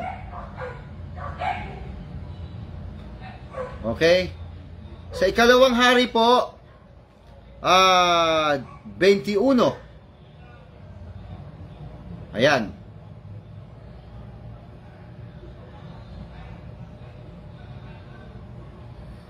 Sa ikalawang hari, 21:1. Ito po ang ating mababasa. Si Manases ay 12 taong gulang nang maging hari ng Huda. Naghari siya sa Jerusalem sa loob ng 55 taon. Ayan, 55 taon. Di 55 years yon. Ang simunod na hari naman kay Manases ay si Haring Amon. Sa 19 po, babasahin natin kung ilang taon siyang naghari. 22 taon gulang si Amon na maging hari ng Huda. At siya naghari sa Jerusalem sa loob ng 2 taon. 2 years lang. So, 55 plus 2, 57. Kaya itotal mo yan. 113 plus 57. Ang sagot yan, 170. Ayan, Google pa. BWS, Google ka pa ng Google. Nakakahiya na ikaw ay nagyayabang na may Holy Spirit, ikaw ay sugo, then ikaw ay 19 years na tagabasa ng Ang Dating Daan sa radyo, television, tapos tatakbo ka kay Google o di sumabit ka. Ayan. Ano pa po dapat nating maintindihan, mga kapatid? Tungkol naman sa pagsusulat ng aklat ng mga hari. Tama ba na si Propeta Jeremias ang nagsulat ng aklat ng mga hari? Sabi naman ni Google, tentative yun. Wala namang nakasulat na siya nga ang nagsulat. Pero mga kapatid, mga kapwa Kristiyano, hindi po masama na ipagpalagay natin na si Propeta Jeremias talaga ang nagsulat. Bakit? Kasi nga po, alam nyo po ba na isulat ang aklat po ng mga hari? Yung dalawa kasi yun eh. Naisulat po ang kauna-unang aklat po ng mga hari. Naisulat po yan bago o basahin nga ho natin yung referensya natin sa Bible pa rin po. Ayan. Nakalagay dito,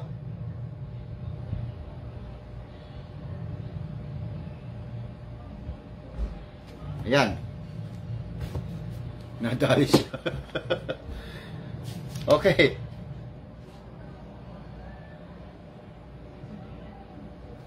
Ayan. Teka lang hanapin ko lang po. Eto.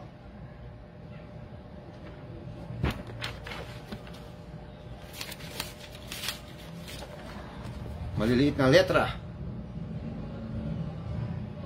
Sabi dito, nahati ang aklat na ito sa dalawang pangunahing bahagi. Ayan.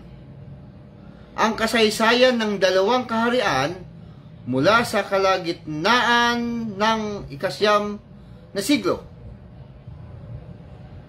Ayan.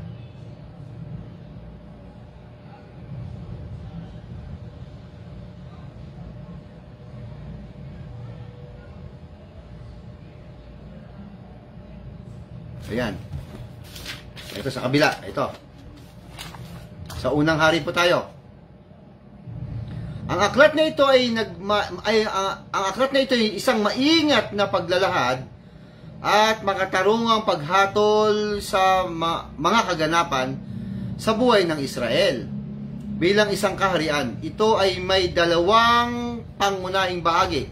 Ang unang bahagi ang unang hari, ibig sabihin, unang bahagi ay naisulat bago o pagkatapos na mamatay si Hoseas.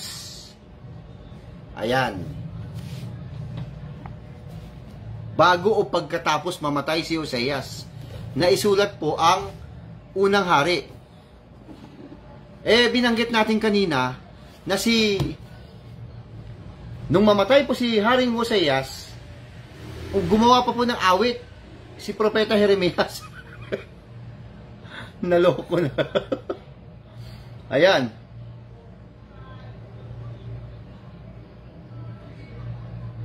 Teka lang po.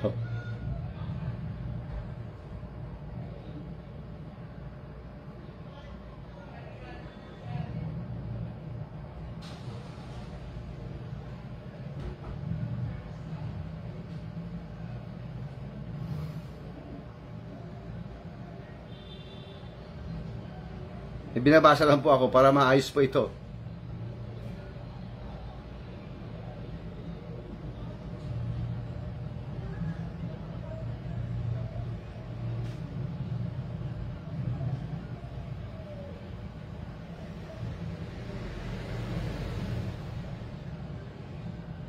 Ayan, sige po mga kapatid. Ay, naku po, naloko na talaga.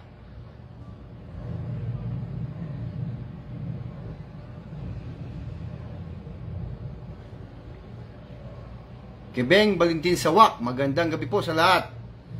Kape po tayo habang nanonood. Mga tinig sa ilang Bible News for today. Salamat po. At ako po ay tubig lang.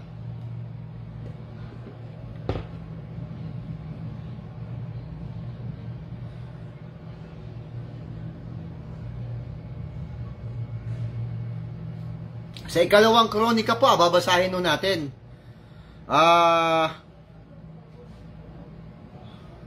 Kung kailan po naganap na mapapatunayan natin na ang panahon po ni Haring Hoseas, isang mabuting hari ho yun. Si Haring Hoseas, nandun na po si Propeta Jeremias. Ayan, ibig sabihin, 6 na hari po ang naabot na lagpasan bago dumating si Propeta Jeremias. Panahon po ni Propeta Isaias. So, napapatunayan talaga natin sa pamamagitan ng Biblia, hindi ng Google, na nauna talaga si Propeta Isaias. At meron tayong numero. Tapos, pagdating naman ni Propeta Isaiah, si Haring Hoseas naman po ang hari noon. Ito po nakasulat sa may ikalawang kronika po. 35 at ang talata po'y 24. Inilipat siya ng mga ito sa ikalawang karwahe at dinala sa Jerusalem. Kasi namatay po si namatay po si Haring Hoseas sa digmaan.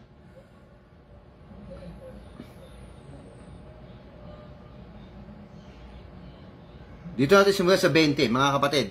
Nang maisaayos na ni Hoseas ang lahat ng nauukos sa templo, sinalakay ni Haring Nico ng Ehipto ang Carchemish sa mailog Euphrates. Hindi ito nagustuhan ni Hoseas, kaya't hinarap niya ito. Dahil dito, nagpadala ng sugo si Neco at sinabi, wala tayong dapat pag-awayan, mahal na hari ng Huda.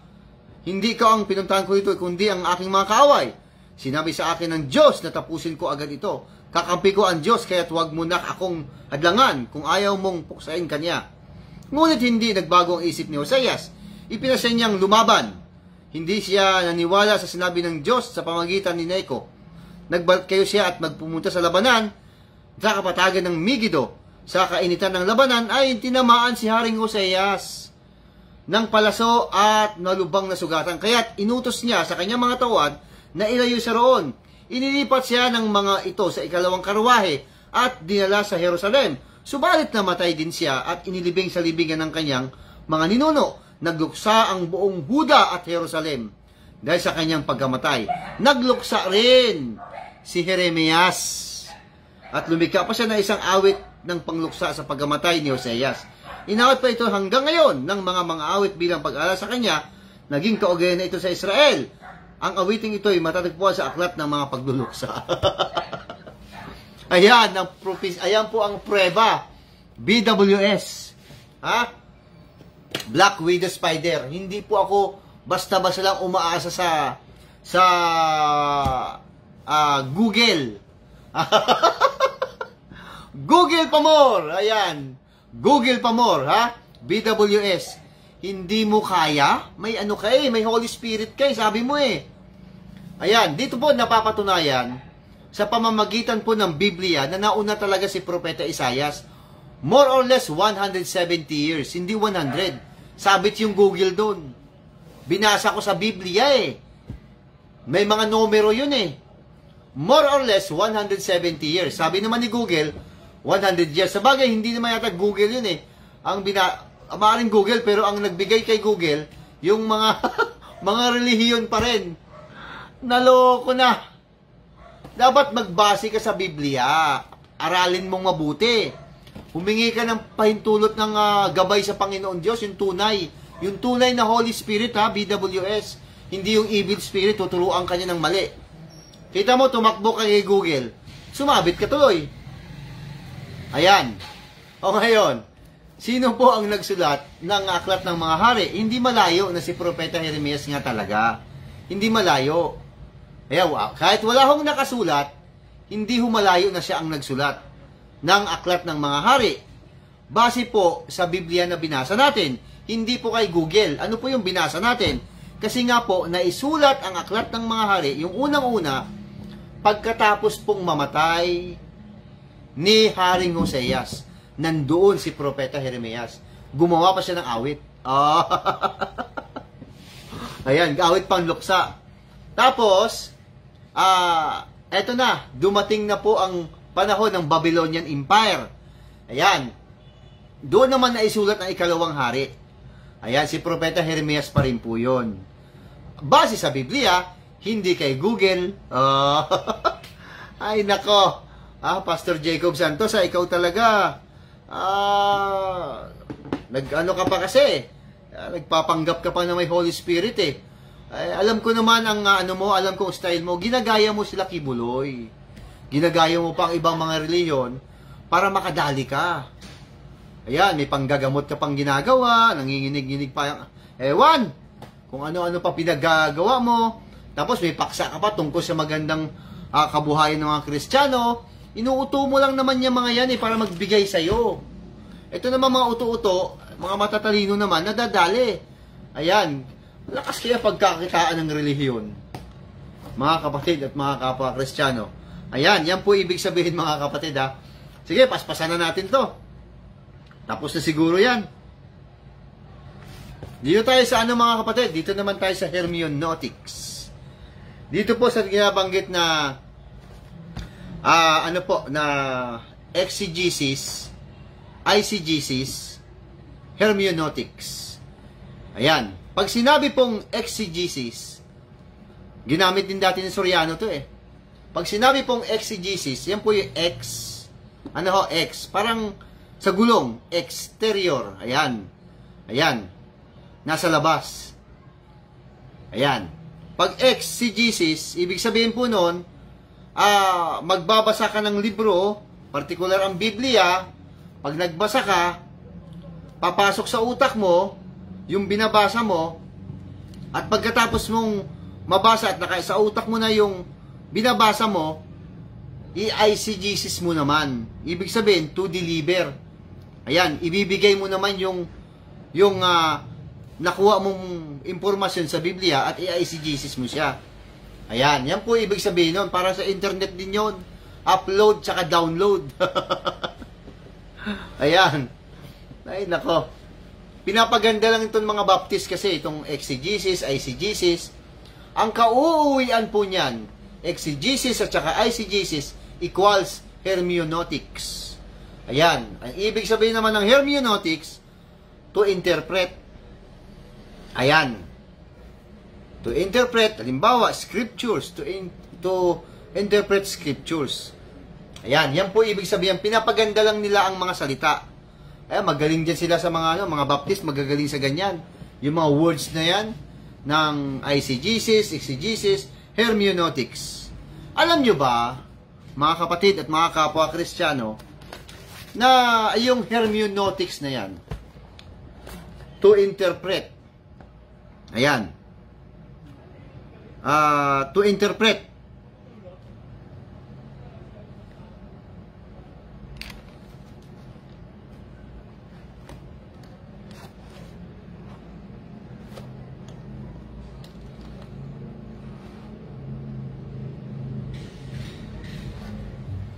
ayan, may binabasa lang po ako.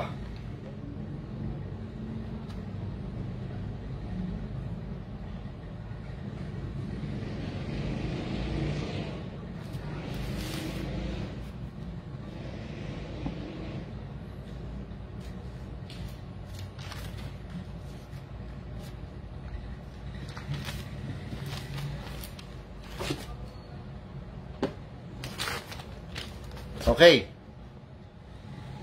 Yung hermeneutics po, ang ibig sabihin to interpret scriptures.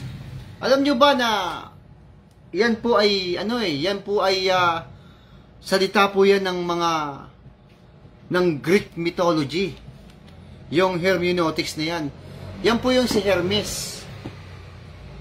Ayan, ang Greek mythology. Siya si Hermes. Ayan. Basahin po natin sa Gawa. Nasa Biblia po yan eh. Sa Gawa 14. Ito po ang ating mababasa. Sa talatang 8.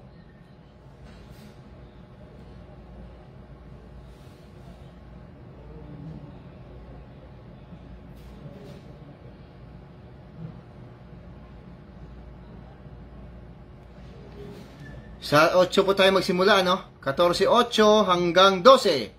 Sa Listra ay may isang lalaking hindi na makakalakad dahil lumpoy na ito mula pa noong isilang. Ang Listra po, ano po ito? Sa Turkey. Si Hermes, bag na lang ako. Sosyal. Sa Listra may isang lalaking hindi naglalakad dahil lumpo na ito mula na pang ng isilang. Siya ay nakaupong nakikinig sa pangangaral ni Pablo. Nang makita ni Pablo na ang lumpo ay may pananampalatayang siya'y mapapagaling, titigan niya ang lumpo at malakas na sinabi, "Tumayo ka ng tuwid." Lumukso ang lalaki at nagsimulang lumakad. Nang makita ng mga taong bayan ang ginawa ni Pablo, sumigaw sila sa wikang likaw niya. "Nanaog sa atin ang Diyos sa anyong tao."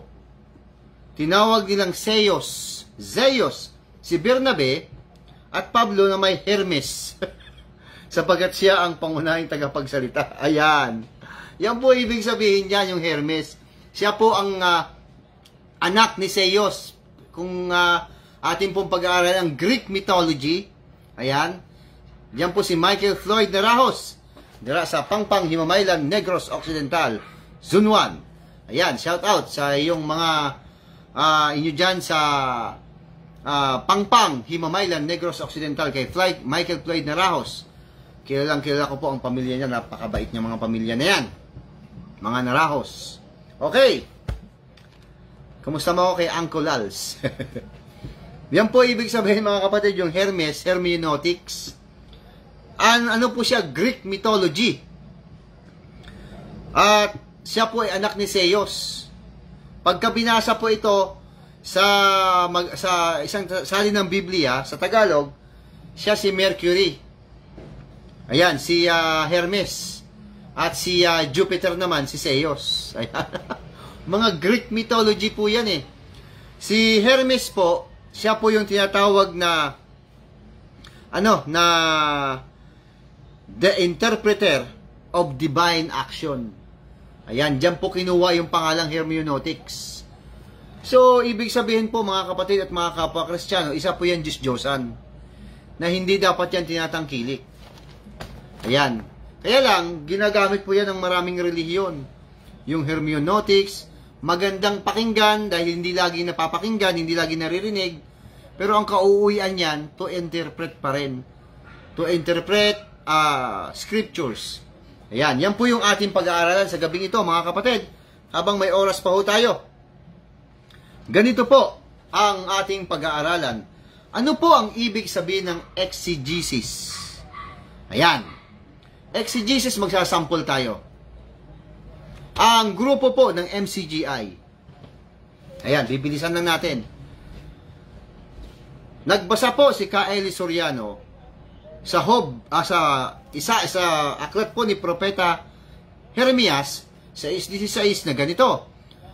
Ganito ang sabi ng Panginoon, magsitayo kayo sa mga daan at magsitingin kayo at ipagtanong ninyo ang mga dating landas kung saan nandun ang mabuting daan at magsilakad kayo roon at kayo mga kakasumpong ng kapahingahan sa inyong mga kaluluwa. Ngunit kanilang sinabi, hindi kami magsisilakad doon. Ayan, tumanggi sila, no? Kasi going to to Kanaan, papuntang Jerusalem, papuntang Israel. Okay. Ngayon, yan po ang inexegesis ni K.L. Soriano, ni Brother Eli Soriano, ng ang dating daan. Yan ang kanyang exegesis. Binasa niya at gumawa siya ng programa na ang dating daan. So, nung may programa siya, yan ang kanyang ineisegesis naman. Yan ang kanyang diniliber. Kaya, hermeneutics, yan ang kanyang interpretasyon. How to interpret. Yan. Ang Biblia po, ininterpret nila.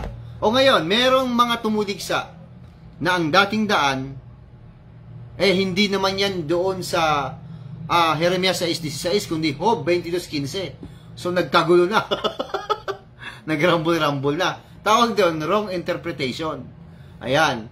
Hindi tama kasi hindi ginamitan ng timeline at good arrangement. Ayan. Kaya, nadali sila dito ni Brother Bert. Kaya, ang dating daan, talagang nilakarin niya ng masamang tao. Yan ang letra por letra na nakalagay. O ano pa po ang exegesis na ginawa ni K.L. Soriano? Jeremias uli, 30 at 19. Basahin po natin ang sinasabi po ng Biblia. Ito po. Jeremias 30 at 19. Ito po ang nakasulat. O 18 na po natin simulan. Ganito ang sabi ng Panginoon, narito aking ibabalik uli mula sa pagkabiyag ang tolda ng Jacob at pakukundanganan ko ang kanyang mga tahanang dako at ang bayan ay matatayo sa kanyang sariling bunton. At ang bahay-hari ay tatahanan ng ayon sa ayos niyaon. Mula sa kanila, magmumula ang pagpapasalamat at ang tinig na nagsasaya. At aking pararamihin sila at sila hindi magiging kaunti. akin ding luwalatiin sila at sila hindi magiging maliit. Ayan. 20. Ang kanilang mga anak naman ay magiging gaya ng una at ang kanilang kapisanan ay matatatag sa harap ko at aking parusahan yaong lahat ng nagsisipagpigati sa kanila. At ang kanilang prinsipe ay magiging isa sa kanila at ang kanilang puno ay magmumula sa gitna nila at aking palalapitin siya at siya'y lalapit sa akin sapagkat sino yaong nangas upang lumapit sa akin, sabi ng Panginoon. Ayan. Yan po yung exegesis ni K.L. Soriano. Ayan. Pinatungkol ho niya sa kanyang iglesia. Yan ang kanyang exegesis. At nang makuha niya, in-exegesis niya. At ang kanyang interpretasyon, ang kanyang hermeneutics dyan, sa kanyang iglesia, at siya daw po yung makakalapit. Ay, naku, naloko na. Mali po yun. Dapat pag-aralang mabuti yung mga sinasabi. Ayan. Okay. Yan po yun. Ang binabanggit ho doon sa ating binasa, yung po yung Israel. Partikular po itong angkan po ng Hudyo. Na sila po ay nasakop tapos ibabalik sila uli at dadami sila uli. Hindi po yung MCGI. So, wrong interpretation din. Yan. Ganun po ibig sabihin. O ano pa po? Ecclesiastes 9:14 hanggang 15. Pantas na lalaki. Ayan. Hindi natin basahin. Siya daw po yung pantas na lalaki. Yan ang kanyang exegesis nung binasa niya. Tapos nung makuha niya na, in-exegesis niya, at ma-deliver niya na, siya daw po yun. Wrong interpretation uli. Hindi siya yun, kundi walang iba, kundi ang Jesus Christ. Ayan. Okay. Ano pa uli? Ang namamali sa diwa ay darating sa pagkaunawa. Ayan, okay lang yan. Walang problema dyan. Okay. Yung kapigatian, yung malaking kapigatian, sa apalit. Ayan, nagre-ready sila. So, wrong interpretation uli yun. Yan po mga kapatid at mga kapwa Kristiyano, yung mga exegesis, na in-exegesis, tapos hermeneutics, wrong interpretation ang nangyari. O ngayon, kay BWS naman, ito matindi rin. Natatawa ako dito BWS, ang dami mo nasabi talaga. Nagbasa si BWS ng Biblia, particular sa Henesis 1:1 hanggang 1:2. Yan ang kanyang exegesis. Binasa niyang Henesis 1:1, tapos hanggang 1:2, hanggang sa ginawa niyang exegesis, diniliver niya. Ikinalat niya. At ito nga ang nangyari. Basahin natin. Nang pasimula ay nilikha ng Diyos ang langit at ang lupa. At ang lupa ay walang anyo at walang laman, at ang kadiliman ay sumasa ibabaw ng kalaliman, at ang Espiritu ng Diyos ay sumasa ibabaw ng tubig. Yan. Ang kanyang exegesis na ginawa rito, magkalayo daw po ang Henesis 1:1 at Henesis 1:2. Malayo daw po ang agwat niyan. Yan. So, Genesis 1:1, ginawan po niya yan ng paraan para magmukhang tama ang sinabi niya. Na, nang pasimula ay nilikha ng Diyos ang langit at ang lupa. Yan. Perfect ang pagkakagawa, sabi niya. Wala namang problema doon. Perfect ang pagkakagawa. Okay. Dito niya ngayon pinasok ang kanyang pre-Adamic. Dahil perfect daw po ang pagkakagawa, pagdating daw sa dos, ito na ang nangyari. At ang lupa ay walang anyo at naging sira, sabi niya. Ginawa niya ng paraan. Yan, walang laman at ang kadiliman ay sumasa ibabaw ng kalaliman. Yan po ang kanyang inexegesis niya at hermeneutics niya. Yan ang kanyang interpretasyon na magkalayo ang Henesis 1:1 at Henesis 1:2. Dahil dumating daw dyan yung baha. Yung tinatawag na Lucifer's flood na wala naman sa Biblia. Kaya alimuom niya sa utak niya. Ayan, yan po ibig sabihin niya ng kanyang interpretasyon. Yan ang kanyang hermeneutics. O ngayon, ano ibig sabihin nito? Hindi po pwede magkalayo. Kasi dire-diretso ang paglikha ng langit at lupa eh. Hindi ho yan magkalayo. Ganito po ang pagkaka-interpret niyan. Ang tama, eto. Ha, BWS ha. Ito. Nang pasimula ay nilikha ng Diyos ang langit at ang lupa. Ito po ay pamagat pa lang eh. Ano ba ibig sabihin? Lilikha daw po ang Diyos ng langit at lupa. Ang lilikhain po niya, hindi po yung langit na kaharian niya. Kasi naka-establish na yun eh. So ang langit po na igagawin niya, yan po yung nakikita ng ating mga mata. Ang bituin, araw at buwan. At ang mga dinadaanan ng mga eroplano, at ng mga ibon. Yan po yung langit na binabanggit niya. O ngayon, lilikasan ng langit at lilikasan ng lupa. Paano niya gagawin yon? O, dos, ito na.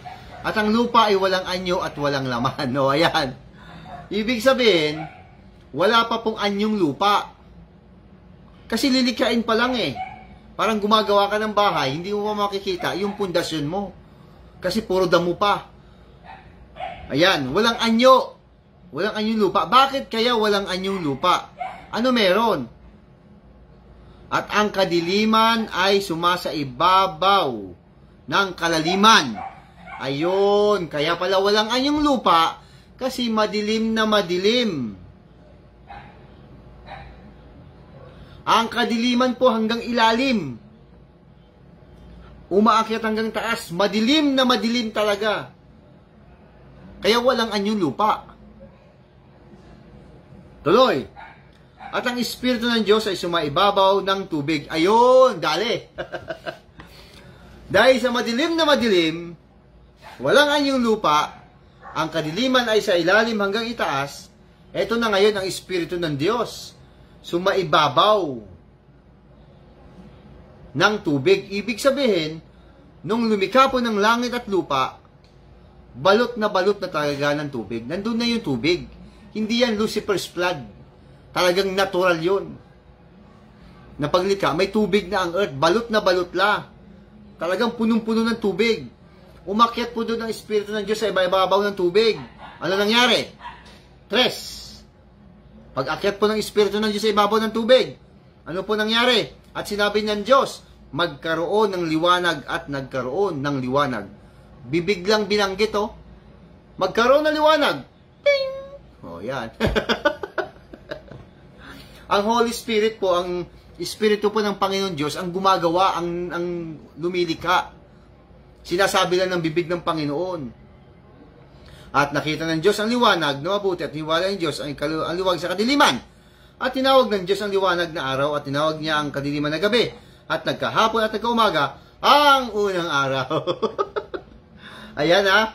Ganyan po ang dapat maintindihan. Kaya, yung exegesis ni BWS at ICGSIS at ginawang interpretasyon, wrong interpretation ulit.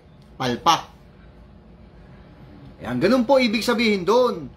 Dire-diretso yun. Kasi nga po, may numero yan eh. May 1, may 2, may 3, may 4, may 5, may 6, at saka 7. O tapos ihiwalay mo pa. Ikaw talaga, BWS. Ako. Yan po mga kapatid. O, ano po ang kasunod? Ako, wala na tayong oras. Ito pa isa. Ang ahas daw, 3:1 naman tayo, basahin natin. Ang ahas nga ay lalong, ito po yung kanyang exegesis. Ang ahas nga ay lalong tuso kaysa alimang hayop sa parang nalikha ng Panginoon Diyos. At sinabi niya sa babae, tunay bang sinabi ng Diyos, huwag kayong kakain ng alinmang punong kahoy sa alamanan? Ayan. Yung ahas daw po dyan ay literal na ahas. Hello. Yan, narinig niyo po ha. Yan po yung kanyang exegesis, yan ang kanyang binasa.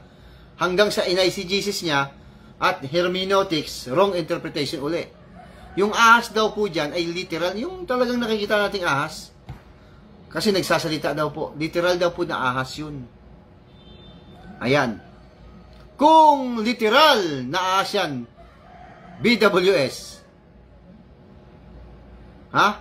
Kung susundan ko ang iyong argumento na kung literal na ahas yan, ano ibig sabihin nito? Basa, 3:14. At sinabi ng Panginoon Diyos sa ahas, o ito na, literal na ahas, sapagkat ginawa mo ito, ay sumpain ka ng higit sa lahat ng hayop, at ng higit sa bawat ganid sa parang. Ang iyong tiyan ang ilalakad mo, at alabok ang iyong kakanin, sa lahat ng araw ng iyong buhay. At, pag-aalitin ko ikaw at ang babae, at ang iyong binhi at ang kanyang binhi, ito ang dudurog ng iyong ulo, at ikaw ang dudurog ng kanyang sakong. Kung literal pala na ahas yan, yung literal na ahas, magkakaanak din, magkakabinhi, sabi ng Panginoon Diyos. Therefore, ang makakalaban pala ng babae, puro ahas. Na literal. Grabe talaga ang no? Grabe ang kanyang interpretasyon, ano? Tawag dyan, wrong interpretation pa rin. Palpak na aral yon. Walang Holy Spirit yon. Bakit? Kasi sinabi po niya na literal na ahas daw yun. Yan ang kanyang interpretasyon. Yan ang kanyang exegesis, in-eisegesis niya, at hermeneutics niya, ininterpret niya, na ang pagkaka-interpret niya, yan daw po ay literal na ahas. Hindi po literal na ahas yun. Yung ahas po na nakausap ni Eva ng babae, siya na mismo si Satanas. At si Satanas na yan, magkakaroon po ng binhi. Ayan, magdudurugan po ang anak ng babae at ang anak ni Satanas, yung ahas. Ang babae ang dudurog ng kanyang ulo at ang binhi naman ni Satanas ang dudurog naman ng sakong. Yan, lahat ng yan, magtuloy-tuloy yan hanggang pagdating po ng Apokalipsis. Nandun po ang naganap. Dumating po ang panahon na nagkaroon ng Israel. Ayan, nagdudurugan pa rin po sila, naglalaban-laban pa rin sila. Hanggang sa dumating po si Jesus Christ. Ayun na, may kakampi na, may matibay na armas. Walang iba kundi ang kanyang dugo. Ayan, yan ang armas natin, ang dugo ni Jesus Christ. Kaya, hanggang ngayon, nagdudurugan pa rin ng ulo. Kinakailangan madurog talaga ang ulo niyan. Nitong mga binhi ng ahas na siyang si Satanas. Hindi po yung literal na ahas. Siya po mismo si Satanas, mga kapatid at mga kapwa Kristiyano. Kaya, palpak na naman ang aral ni BWS. Ay, nako. Sige po mga kapatid, okay na po siguro yan. Ipagpapatuloy na lang natin ito kung ipahintulot pa ng Panginoon Diyos sa Miyerkules uli, sa September 20 na po yan. Ayan, dahil magdadalawang oras na rin naman po. At syempre, bago ho tayo maghiwa-hiwalay mga kapatid, syempre, lagi nating sinasabi, na bago ho tayo matulog, alalahanin po natin si Jesus Christ. Bago pag nakita natin ng ating mga mahal sa buhay, sa loob ng bahay, sabihan ho natin na alalahanin si Jesus Christ. Yan po ang gusto ng Panginoon. Lagi siyang inaalala. Ano po ba yung dapat alalahanin sa Kanya? Yun po yung pagkamatay po niya sa krus. Doon po napaghati-hati ang kanyang katawan, at doon po nabuhos ang kanyang dugo. Kinakailangan, lagi natin siya alalahanin yung paraan na yon sa pamamagitan po ng Espiritu. Ayan. Kaya, pagbago tayo talaga matulog, pagdating sa pagising naman sa umaga, ganoon ulit, alalahanin pa rin si Jesus Christ. Walang humpay yun. Dapat buong panahon ng ating buhay, dapat lagi tayong may Jesus Christ, ang kanyang banal na pangalan. At magkakaroon tayo ng kapayapaan. Gawin ho natin yan pati sa ating mga anak. Turuan na ho natin ang ating mga anak na maliliit. Para pagtanda nila, lagi-lagi na lang nilang inaalaala si Jesus Christ. Lagi-lagi nilang binabanggit ang pangalan ng Jesus Christ. Banal po ang pangalan na yon. Makakapagpagaling po yan ng sakit at karamdaman. At marirelax ka rin pag may Jesus Christ ka. Pagtulog mo lang sa gabi, pag natutulog ka, panatag ang isip mo Bakit? Kasi may Jesus Christ ka na Ano man ang mangyari, abay, panatag ka na. Kasi may pader ka na May dugo na ni Jesus Christ na nagbabantay sa atin. Ayan, ang kanyang dugo po ang pantubos ng kasalanan. At nakaka-relax tayo. Hindi tayo gaanong nararatil, hindi tayo gaanong nag-aalala. Ayan, basta't may Jesus Christ. Yan, ang mga anak ko natin, ngayon, para paglaki ho nila, yan, lagi-lagi rin inaalala si Jesus Christ. Yan lang po ang weapons dyan. Yan ang armas, si Jesus Christ. Kayang-kaya natin alisan ng kapangyarihan si Satanas kapag ginamit natin ang pangalan po ni Jesus Christ. Ayan, ngayon, ito po ang ating huling talata. Palagi-lagi natin sinasabi ito sa isang aklat po ng sa aklat po ng Hebreo sa 13 at 15. Ito po ang ating lagi-laging ginagawa. Sabi dito, kaya't lagi tayong mag-alay ng papuri bilang handog sa Diyos sa pamamagitan ni Jesus. Papuring mula sa ating mga labi na nagpapahayag ng ating pagkilala sa kanyang pangalan. At huwag nating kaligtaan ang paggawa ng mabuti at ng pagtulong sa kapwa, sapagkat yan ang alay na kinalulugdan ng Diyos. Ayan. Sige po mga kapatid, hanggang dito sabi po ni Brother Noel Ferguson, thanks to God through Lord Jesus Christ. Ayan, amen po. Hallelujah. Sige po mga kapatid at mga kapwa Kristiyano, hanggang dito na lamang po ang ating live broadcast. At siyempre maraming salamat po sa ating mahal na Panginoon Diyos. Binigyan ho tayo ng pagkakataon na makapag-broadcast. Ayan. Kaya abangan na lang ho natin sa Miyerkules uli sa September 20 kung ano naman po ang ating maipapaksa. At alam niyo po ba mga kapatid, ang aking pong mga pinagsasabi dito, hindi po ako minsan naka-ready, pero dire-diretso lang po ang aking mga sinasabi. Dahil tayo naman po ay hindi napapabayaan ng ating mahal na Panginoong Hesus. Nandyan lang siya sa ating tabi, nakikinig, at tinutulungan tayo. Yan, maraming salamat po Panginoong Hesus, aming Panginoong Hesus na aming tagapagligtas. Lord Jesus Christ, maraming salamat po. Ayan, ikaw po ang palaging nasa isip namin. Ayan, hanggang dito na lang po mga kapatid. Hanggang sa sunod nating pagkikita, huwag kayong mawawala. Paalam!